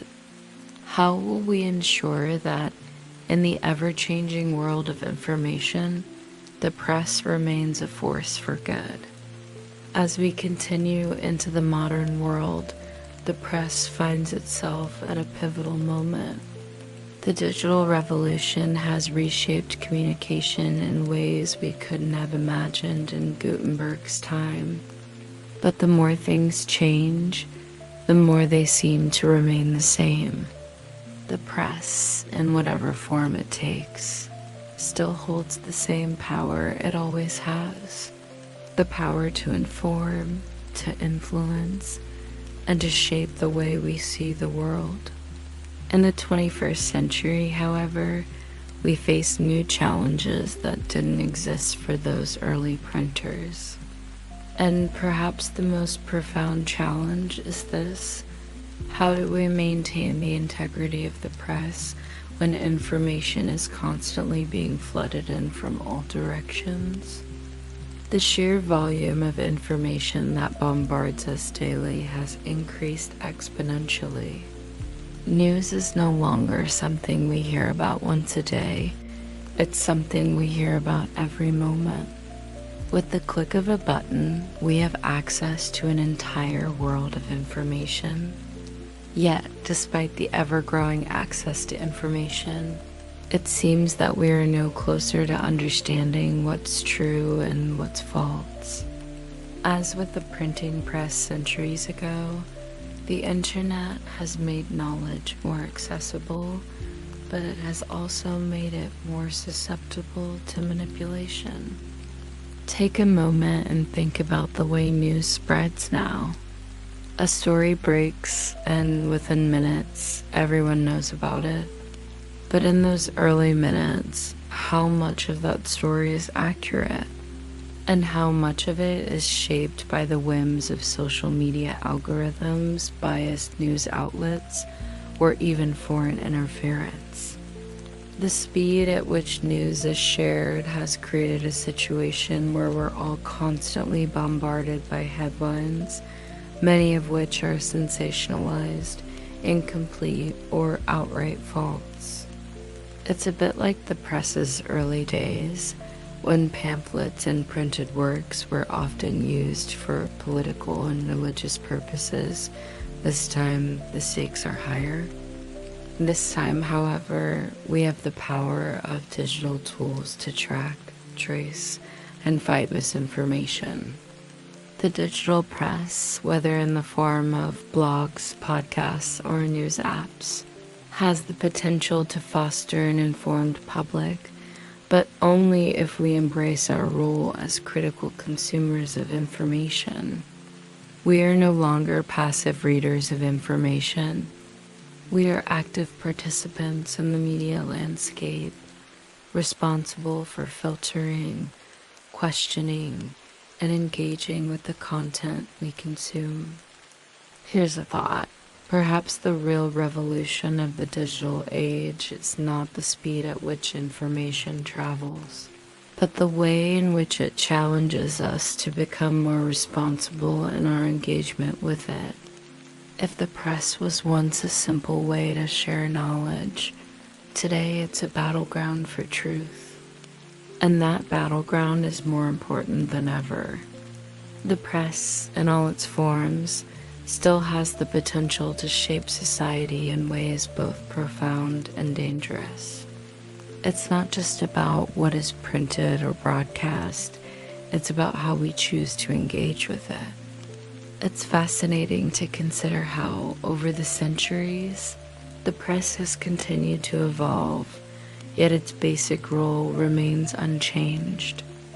The press has always been a vehicle for the exchange of ideas, for the spread of knowledge, and for the construction of public discourse. Whether it was a pamphlet in the hands of a revolutionary or a tweet from an activist today, the essence of the press is still about creating a platform for voices to be heard. But as we move further into the 21st century, the question becomes, how do we make sure that the voices we're hearing are meaningful?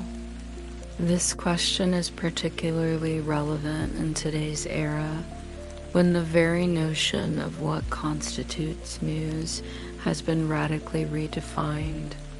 No longer do we rely solely on printed newspapers or even television broadcasts to understand the world. Now, news comes at us from everywhere: social media, blogs, independent outlets, and mainstream networks. The sheer diversity of voices is astonishing, But this abundance of information is not without its problems. The press is no longer the gatekeeper of truth. It's become a marketplace where competing narratives collide and where it's often difficult to distinguish fact from opinion. Take the concept of fake news, for instance.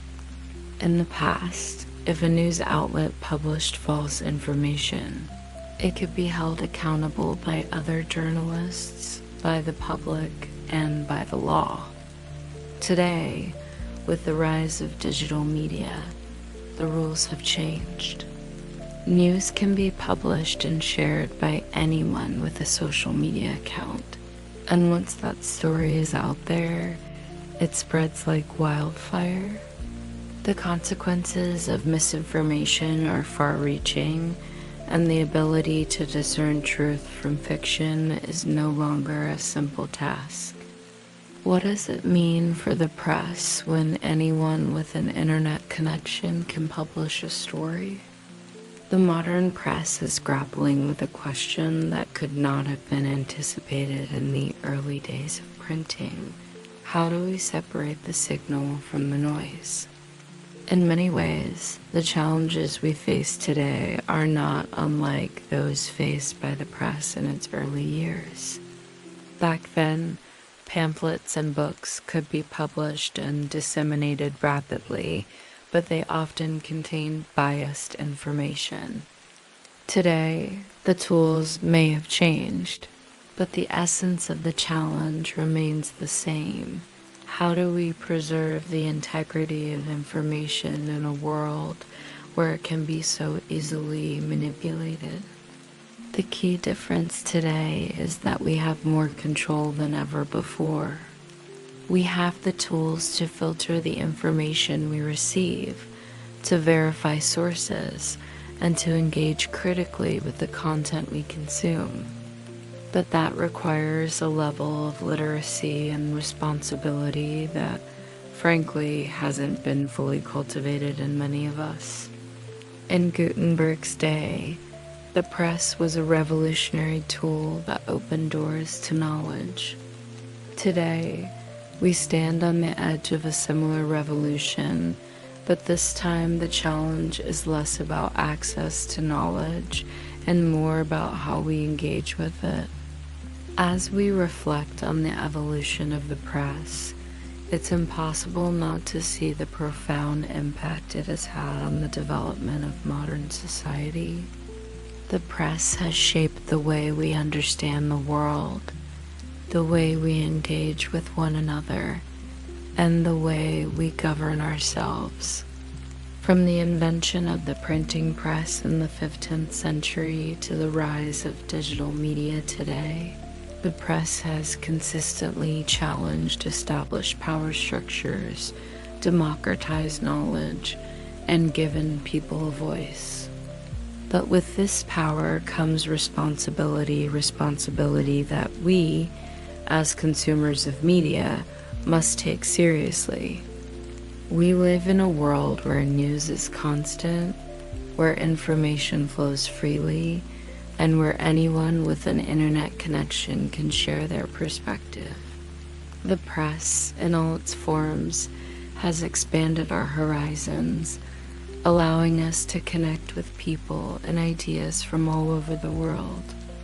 It's allowed us to challenge authority, question long-held beliefs, and imagine a different future. But as we've seen, the digital age has also brought new challenges. The line between fact and opinion has become increasingly blurred, and the spread of misinformation has become a pressing issue. This modern era of media has created a paradox. While the press has made the world more connected than ever before, it has also made the task of understanding the world more complex. Information is at our fingertips, but the questions we must ask have never been more complicated. How do we differentiate between truth and lies? How do we hold powerful institutions accountable when those institutions can now control the narrative more easily than ever before? As we stand at the crossroads of this new media age, it's important to remember that the press has always been about more than just the dissemination of information. It's about shaping society, about creating the frameworks within which we understand the world and each other. The press has always been a tool for change, and it will continue to be. The question is not whether the press will change the world, but how it will continue to do so in this new digital landscape. The press has always been a reflection of society's needs, and in the 21st century, we find ourselves grappling with new and profound questions. The evolution of the press has led us to a world of boundless information, but also a world of unprecedented challenges. As we continue to navigate this new terrain, the task ahead is clear. We must learn to engage with the press in a way that promotes truth, accountability, and understanding. The journey is ongoing, and the future of the press is still being written by all of us.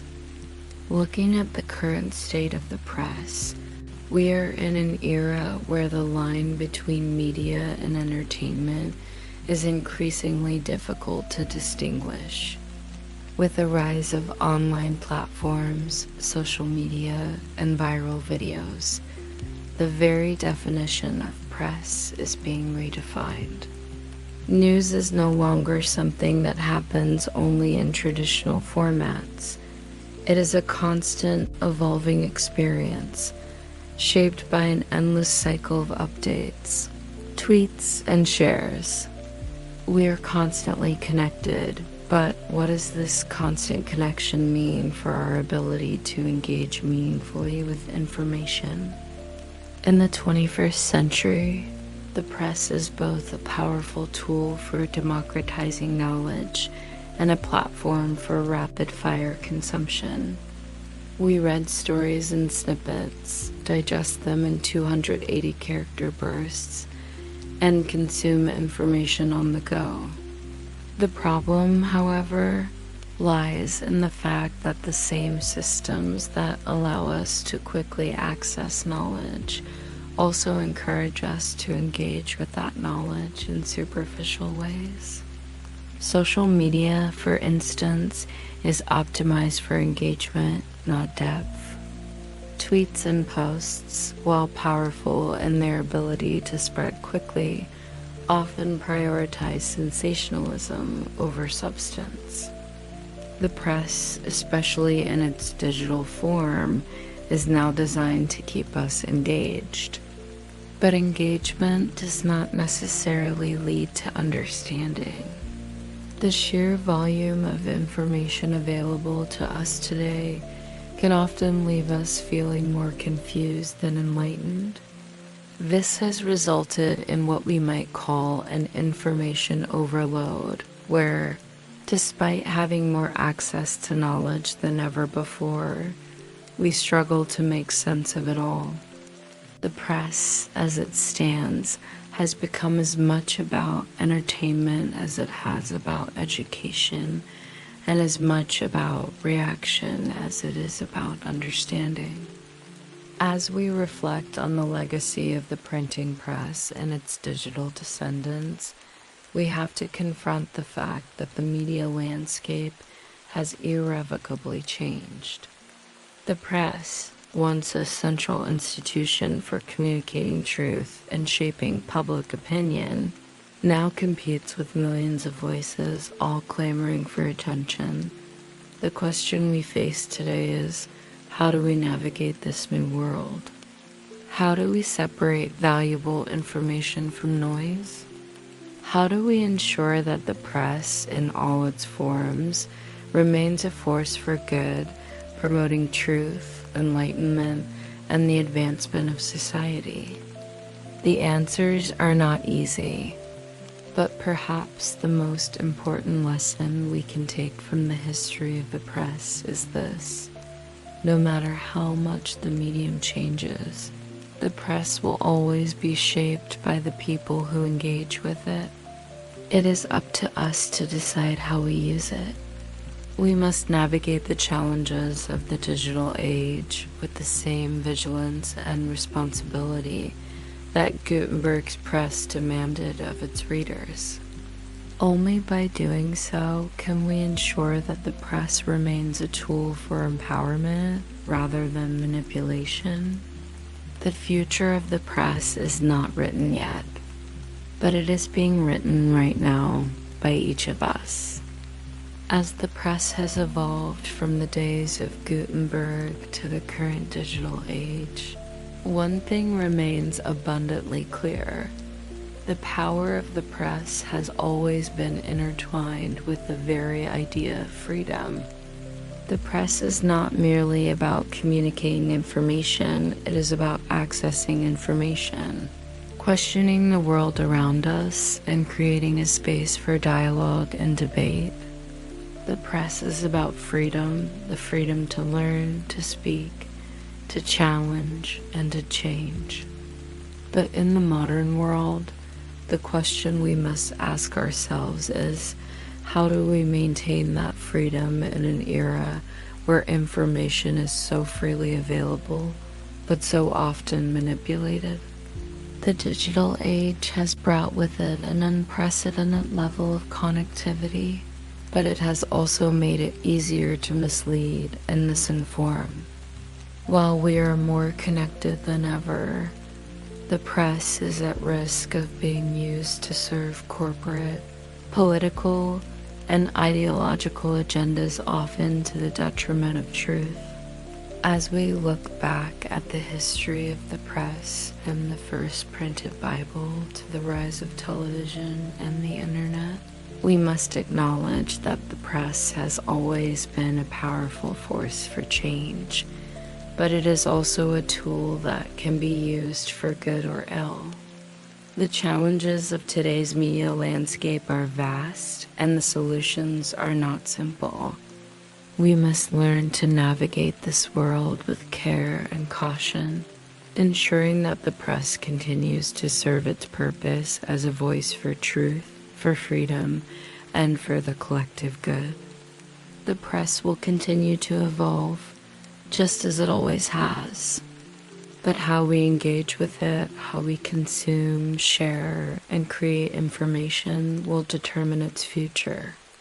The press has been, and always will be, a reflection of society. What it reflects, however, is up to us. The choices we make today will shape the future of the press, and with it, the future of our societies. The power of the press has never been greater, and with that power comes the responsibility to use it wisely. And so, as we move forward into the future, we must remember the lessons of history. The press is a tool for empowerment, for change, and for progress. It is up to us to wield it responsibly, to ensure that it remains a force for good in a world that is constantly changing. The legacy of the press is in our hands. As we venture further into the digital landscape, the evolution of the press continues to be both thrilling and daunting. The internet has radically transformed the way we consume information, shifting the balance of power from traditional media to an ever-expanding world of online content. The press, in its most traditional sense, used to be a centralized institution.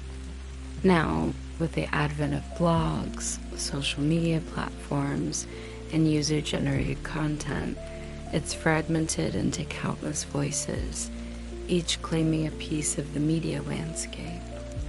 This shift has raised fundamental questions about the press's role in society. What does it mean to have a free press when information is so decentralized? Can we trust what we read when every person with a phone is essentially a reporter?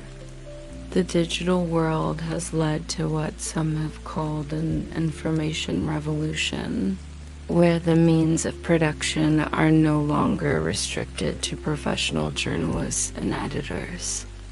Now, anyone with an internet connection has the ability to create and share content. It's a double-edged sword, of course. On one hand, this democratization of information is empowering.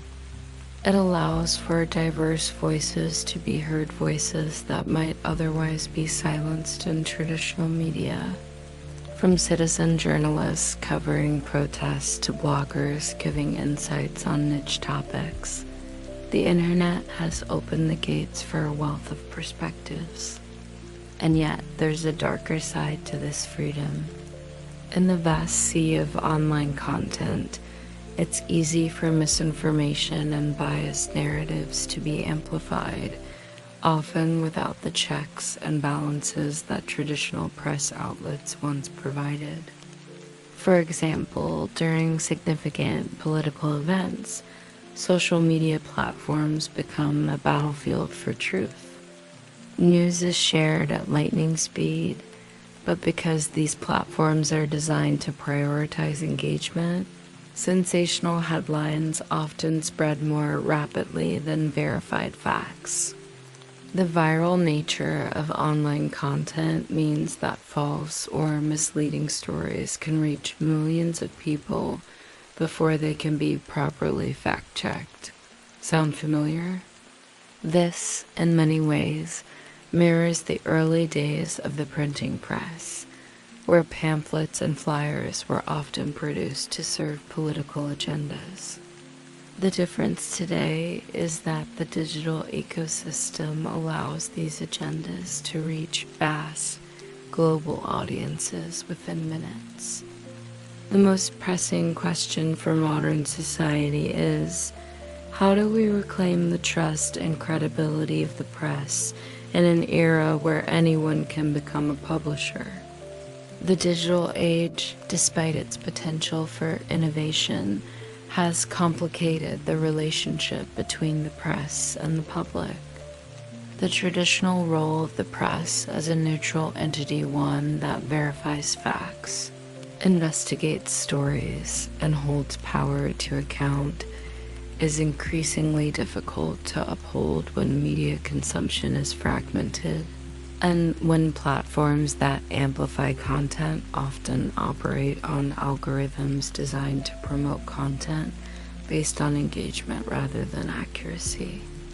Despite these challenges, the internet has not only democratized the press, it has also made it more interactive than ever. Unlike traditional media, where one person or organization broadcasts information to the masses, the internet allows for a two-way conversation. Readers no longer simply consume news.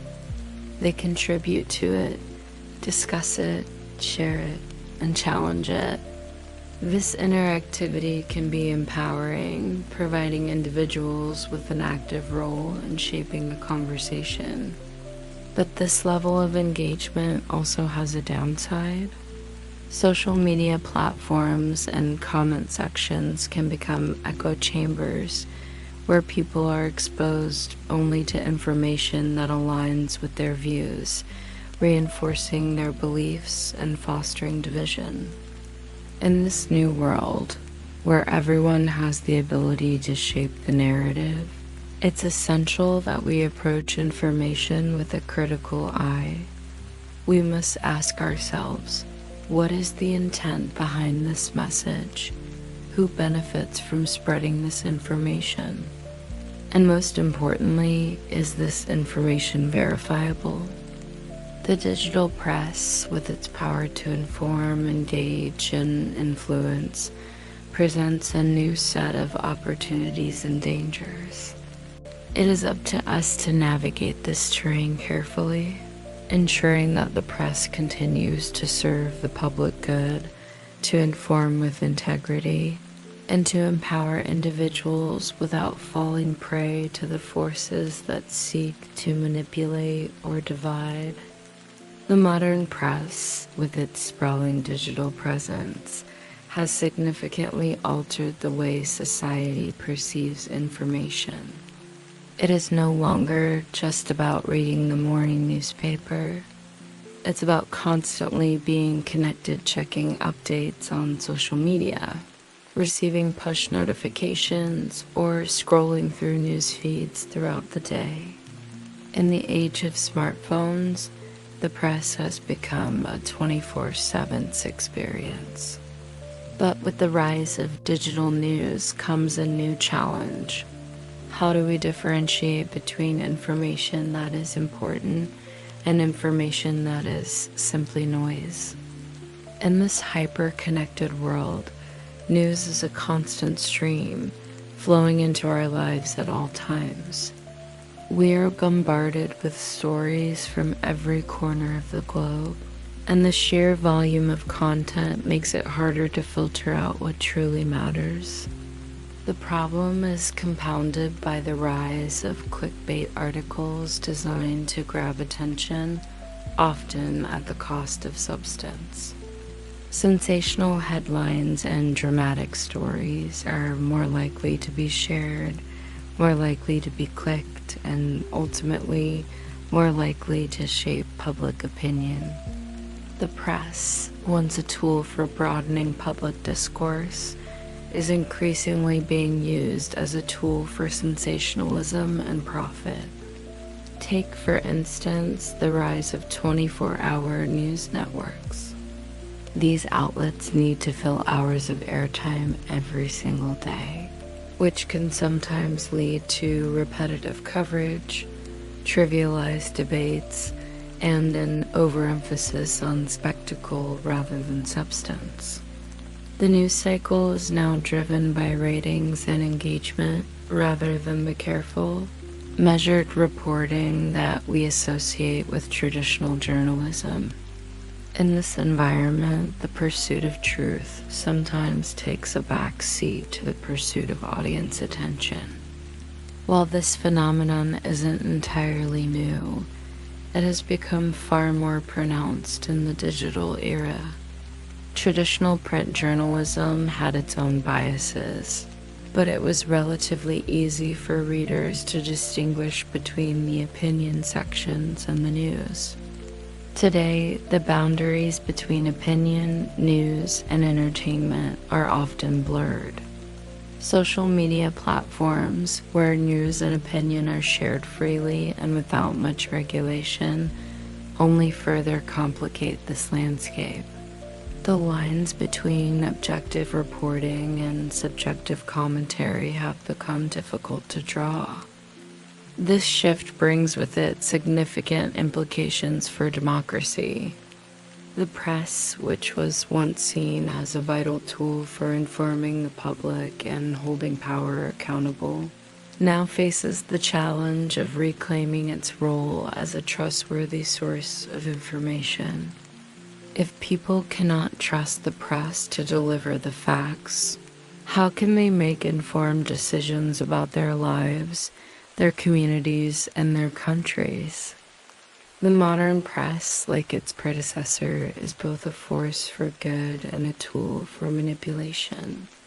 The rapid rise of misinformation, conspiracy theories, and viral hoaxes online shows just how vulnerable the press is to distortion in the digital age. With the press now playing such a pivotal role in shaping public opinion, the responsibility to engage ethically with the information we consume has never been greater.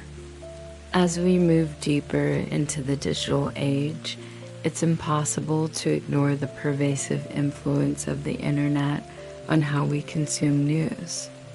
Social media platforms like Twitter, Facebook, and Instagram have revolutionized the way we interact with the press. transforming it from a one-way communication channel into a dynamic, interactive ecosystem. While these platforms provide opportunities for greater participation, they also present new challenges for how we define and trust the press. One of the defining features of the modern press is the speed at which news spreads. Events are broadcast in real time, and updates are posted on social media within seconds of breaking news. This instant access to information has undoubtedly made the press more responsive and immediate, but it has also contributed to the spread of misinformation. The rush to be the first to report has led to instances where inaccurate or incomplete information is shared before it can be verified, leaving audiences to make decisions based on faulty or misleading narratives. The consequences of this speed can be seen across many facets of modern life. In the world of politics, for example, the speed of the digital press has contributed to the polarization of public discourse. Information is often shared to provoke a reaction rather than to inform. This sensationalized approach, while effective at gaining attention, often leaves little room for nuance or thoughtful debate. And with algorithms designed to amplify content that sparks strong emotional reactions, the press has inadvertently fueled divisions within society. This raises the question: can the press, as it exists today, maintain its role as a trustworthy source of information in such a fast-paced, reactive environment? Is it possible for the press to be a stabilizing force in the face of such rapid change? These are the questions that journalists, media organizations, and consumers of information must grapple with as we move forward. The internet has, for better or for worse, expanded the role of the press. No longer are we just passive recipients of information, we are active participants in the conversation. But the question remains, how do we ensure that the conversation remains grounded in truth? How do we maintain the integrity of the press when so much of it is being driven by engagement metrics rather than accuracy? The digital press has created an entirely new set of challenges for society, but it has also created new opportunities. It has opened up a world of global communication, allowing people to engage with ideas and perspectives from across the world. It has democratized the creation of content, giving a voice to those who might otherwise remain unheard. But as with the advent of the printing press centuries ago, we must remain vigilant, ensuring that the power of the press is used responsibly and ethically. As we continue to navigate the complexities of the digital age, it's becoming clear that the press, in its modern form, has reached a critical juncture. The press has always been a tool for shaping the course of history, but now, in the age of the internet, it faces challenges unlike any it has faced before. We are living in a world where information is constantly flowing, constantly changing, and constantly being reshaped. The press, once a means of informing the public, is now at the mercy of algorithms, clickbait, and viral trends. Despite the rapid advancements in media technology, the essential role of the press remains the same. It is still about connecting people with the truth, with the facts, and with the world around them. But the way we engage with that truth has shifted. We no longer just consume information, we interact with it, curate it, and often participate in it. The press is no longer just a medium, it is a conversation. The question is, how do we ensure that this conversation remains meaningful? The modern press is often referred to as a race for attention. In this race, sensational headlines, shocking stories, and click-worthy content often take precedence over thoughtful, in-depth reporting. This culture of attention-seeking, combined with the pressures of digital algorithms, has led to an environment where the search for truth sometimes gets lost in the noise. As consumers of information, it is up to us to demand better. The press may be a tool, but it is a tool we must use responsibly. Just as Gutenberg's press allowed ideas to spread far and wide, today's digital press has the power to bring people together or to drive them apart. The future of the press is in our hands. How we engage with it will determine whether it remains a force for good or becomes something else entirely. We've come a long way from the days of the Gutenberg Bible, but the journey is far from over. The press continues to evolve, just as society continues to evolve. And as we move forward, we must remember that the press is not just a tool for communication, it is a tool for change. The way we use it will determine the world we create and the future of the press itself. As we close the chapter on the evolution of the press, one thing remains undeniable. The press has shaped the modern world. From its earliest days and minds to the digital age we find ourselves in now, the press has been a force for change, a force for empowerment, and, at times, a force for division. But through all its iterations, whether printed, broadcast, or digital, the press has remained a vital part of the way we understand the world around us. The question as we move forward is how we can harness the power of the press in the modern age. The digital press is filled with unprecedented potential to educate, to inform, and to connect us as a global community. But with this potential comes great responsibility. The power to inform is also the power to manipulate, to mislead, and to divide. As consumers of information, it is our duty to approach the press critically, to question the narratives we encounter, and to engage thoughtfully with the content we consume. In this new world, where anyone can be a publisher and every voice can be heard, the press is no longer a passive observer of society. It is an active participant. As it continues to evolve, it's clear that the press is not just about information. It's about connection, about the ways in which we engage with each other, share ideas, and build communities. The press is as much about us as it is about the stories it tells. The legacy of the press is still unfolding. It will continue to evolve, driven by new technologies, new voices, and new challenges.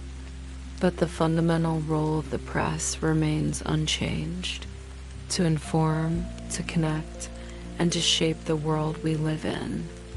It is a tool that has the potential to build bridges or walls, to unite or divide. How we use that tool will determine the future of the press and, in many ways, the future of humanity itself. As we step further into the 21st century, the pressing question remains: how do we navigate this increasingly complex media landscape? The digital press, with its power to inform and shape, has transformed society. But it has also created a world where it's hard to know where the truth ends and manipulation begins. Social media platforms, blogs, and news outlets are simultaneously overflowing with voices and ideas, all competing for attention in an ocean of information. This landscape of fragmented narratives brings with it both opportunity and uncertainty.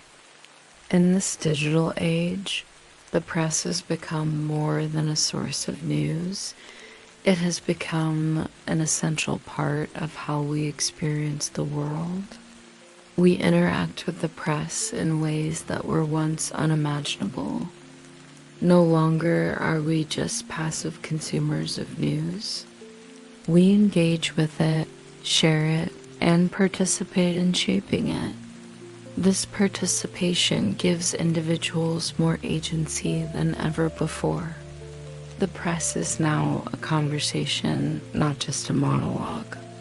It has democratized communication, allowing everyone to have a voice, but it has also complicated our relationship with the truth. In this brave new world of digital journalism, the concept of news has changed dramatically. Today, news is no longer just about reporting events as they happen.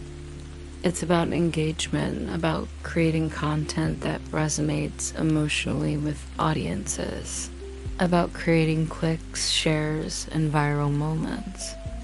Media outlets must now balance the integrity of their reporting with the demand for content that is compelling, entertaining, and often sensational.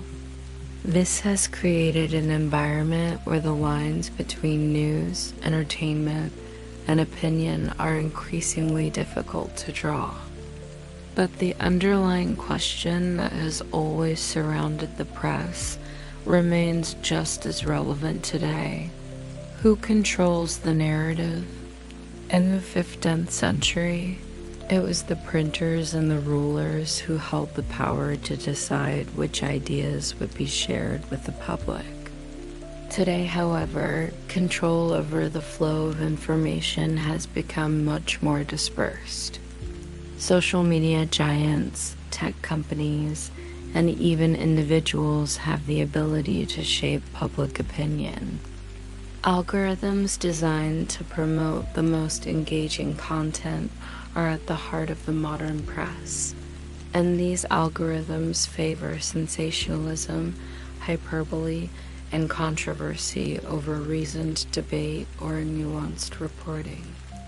As the power of the press becomes more decentralized, it's harder to distinguish between trusted sources and those that seek to mislead. This is where the media literacy of today's public becomes paramount. In a world filled with fake news, echo chambers, and competing narratives, the responsibility to engage critically with information has never been greater. The digital press, while offering unprecedented access to news and ideas, has also placed a tremendous burden on society to discern truth from fiction. The impact of the press today, then, is far-reaching.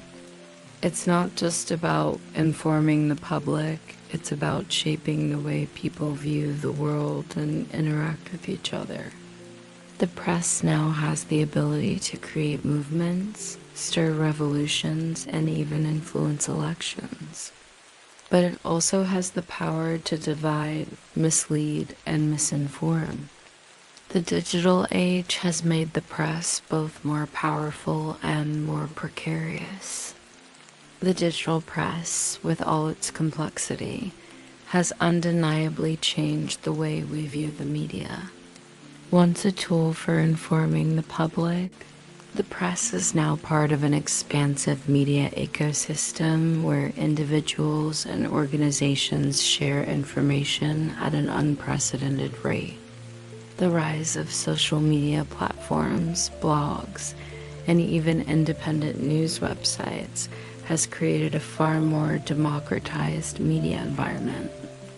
It has made the flow of information faster, broader, and more interactive.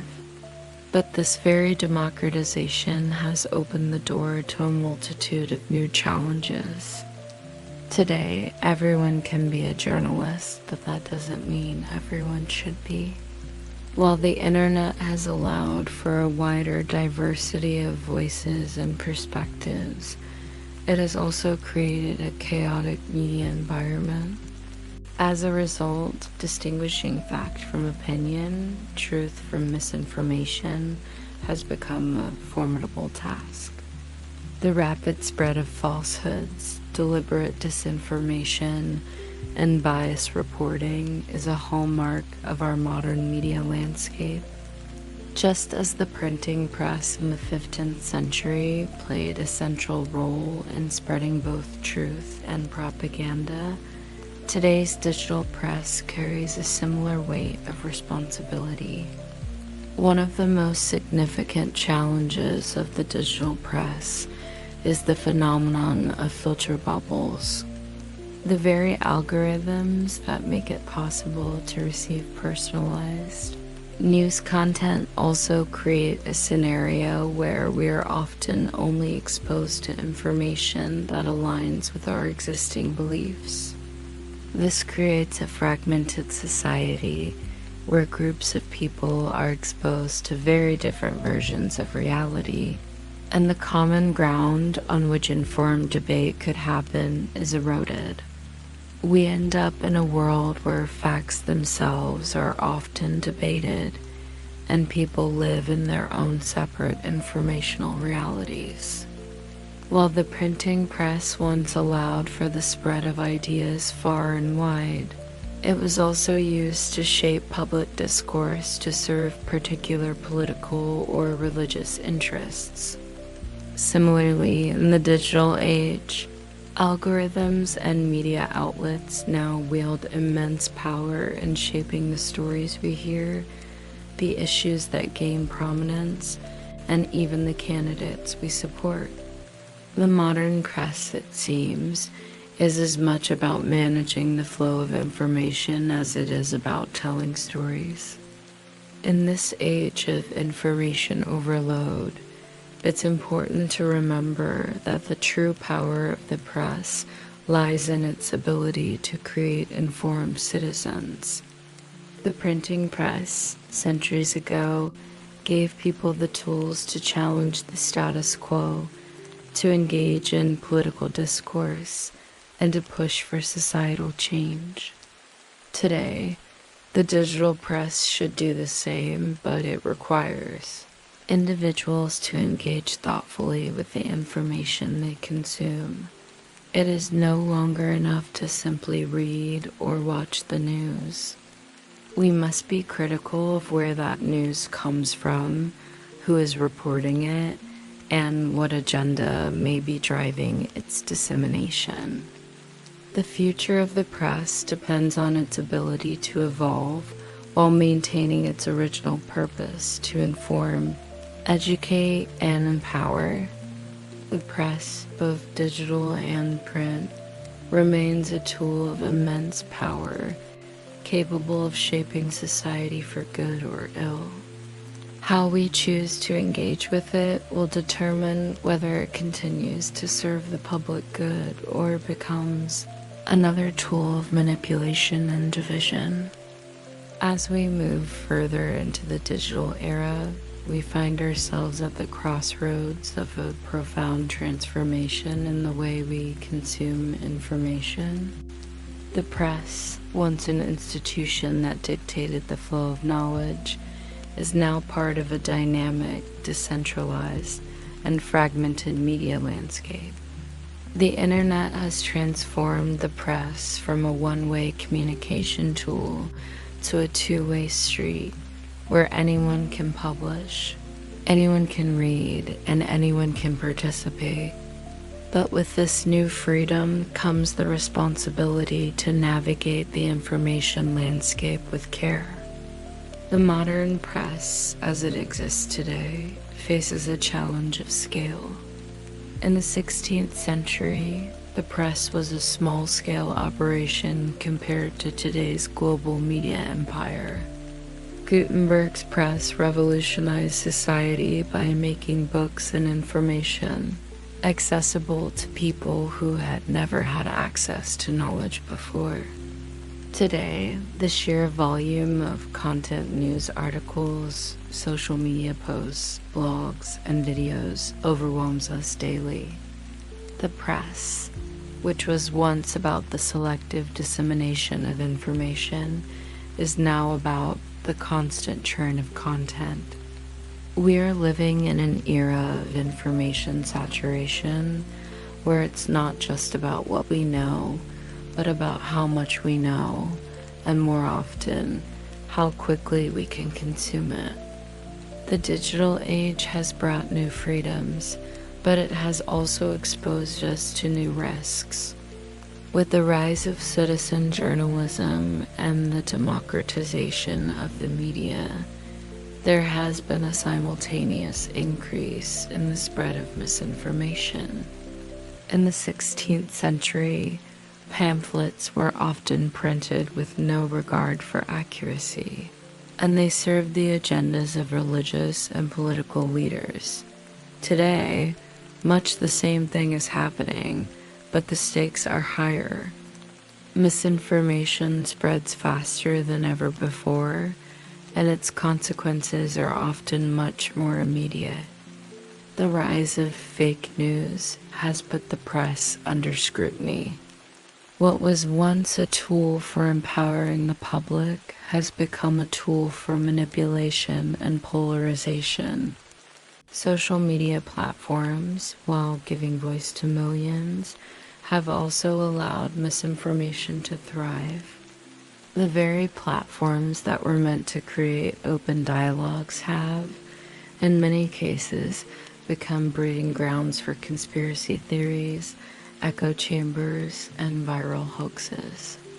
Just as the printing press was used to fuel revolutions, it is now being used to fuel division. What this means for the future of the press is unclear. As we move into an era where information flows faster than ever, the question of trust in the press becomes more crucial than ever.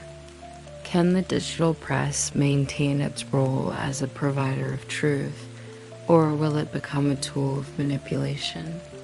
The very thing that has empowered individuals to share their voices has also enabled false narratives to thrive.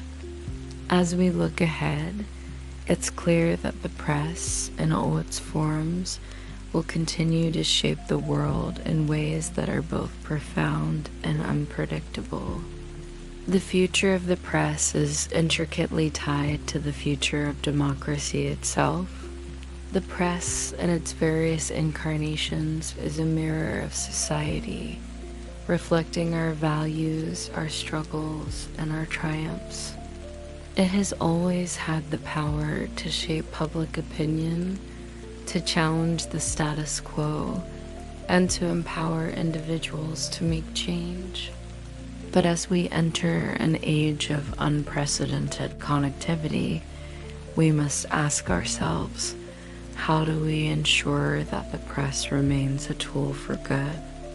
The role of the press in society is evolving, but its essential purpose remains the same: to inform, to challenge, and to empower. The digital age, with all its complexities, has made the task of achieving those goals more difficult, but it has also made it more urgent. In the world of constant information, we must navigate with care. The press is not just about what we read, it's about how we read it and why we engage with it. In the coming years, we will undoubtedly see further advancements in technology, further disruptions to the media landscape, and further challenges to the press's role in society. But the press will always be there, in one form or another, continuing to shape the world. Whether it is in print, on the internet, or through new mediums we cannot yet predict, the press will remain an essential part of the human experience. As we look ahead, we can't help but wonder, what will the press look like in the future? Will it continue to be a force for good, driving social change and empowering individuals? Or will it become a tool of division, used to manipulate, mislead, and control? The future of the press is unwritten, but it's in our hands. The decisions we make about how we consume and share information today will determine the role the press plays in shaping our world tomorrow. And as we reach the final chapter in the story of the press, we find ourselves at the beginning of a new era. The press, like society itself, is in a constant state of flux, evolving to meet the demands of a rapidly changing world. From the humble days of Gutenberg's printing press to the vast, interconnected web of digital media, the press has shaped and been shaped by the world it inhabits. It has changed the way we think, the way we connect, and the way we engage with the world. As we look back at the history of the press, we can see how far we have come and how much further we have to go. The press has been a force for liberation, for enlightenment, and for progress. But it has also been a force for control, for manipulation, and for division. The press has always reflected society, and as society changes, so too does the role of the press. But even as we face the challenges of the digital age, there is hope. The press, in all its forms, still holds the potential to inform, to educate, and to empower. It still holds the potential to bring us together, to connect us in meaningful ways, and to challenge us to think critically about the world around us. The future of the press is not set in stone, but it is ours to shape. As we leave this story behind, we are reminded that the press is not just about the stories it tells, but about the conversations it sparks. The press is not just about information, it's about the world we create with that information. And as we continue to navigate this complex, interconnected world, we must remember the lesson that has been passed down through the centuries. The press is not just a tool of communication, it is a tool of transformation. The story of the press is far from over. It is still unfolding in the headlines we read today and the stories we will tell tomorrow. The press will continue to shape our world, and in turn, we will continue to shape the press. Good night.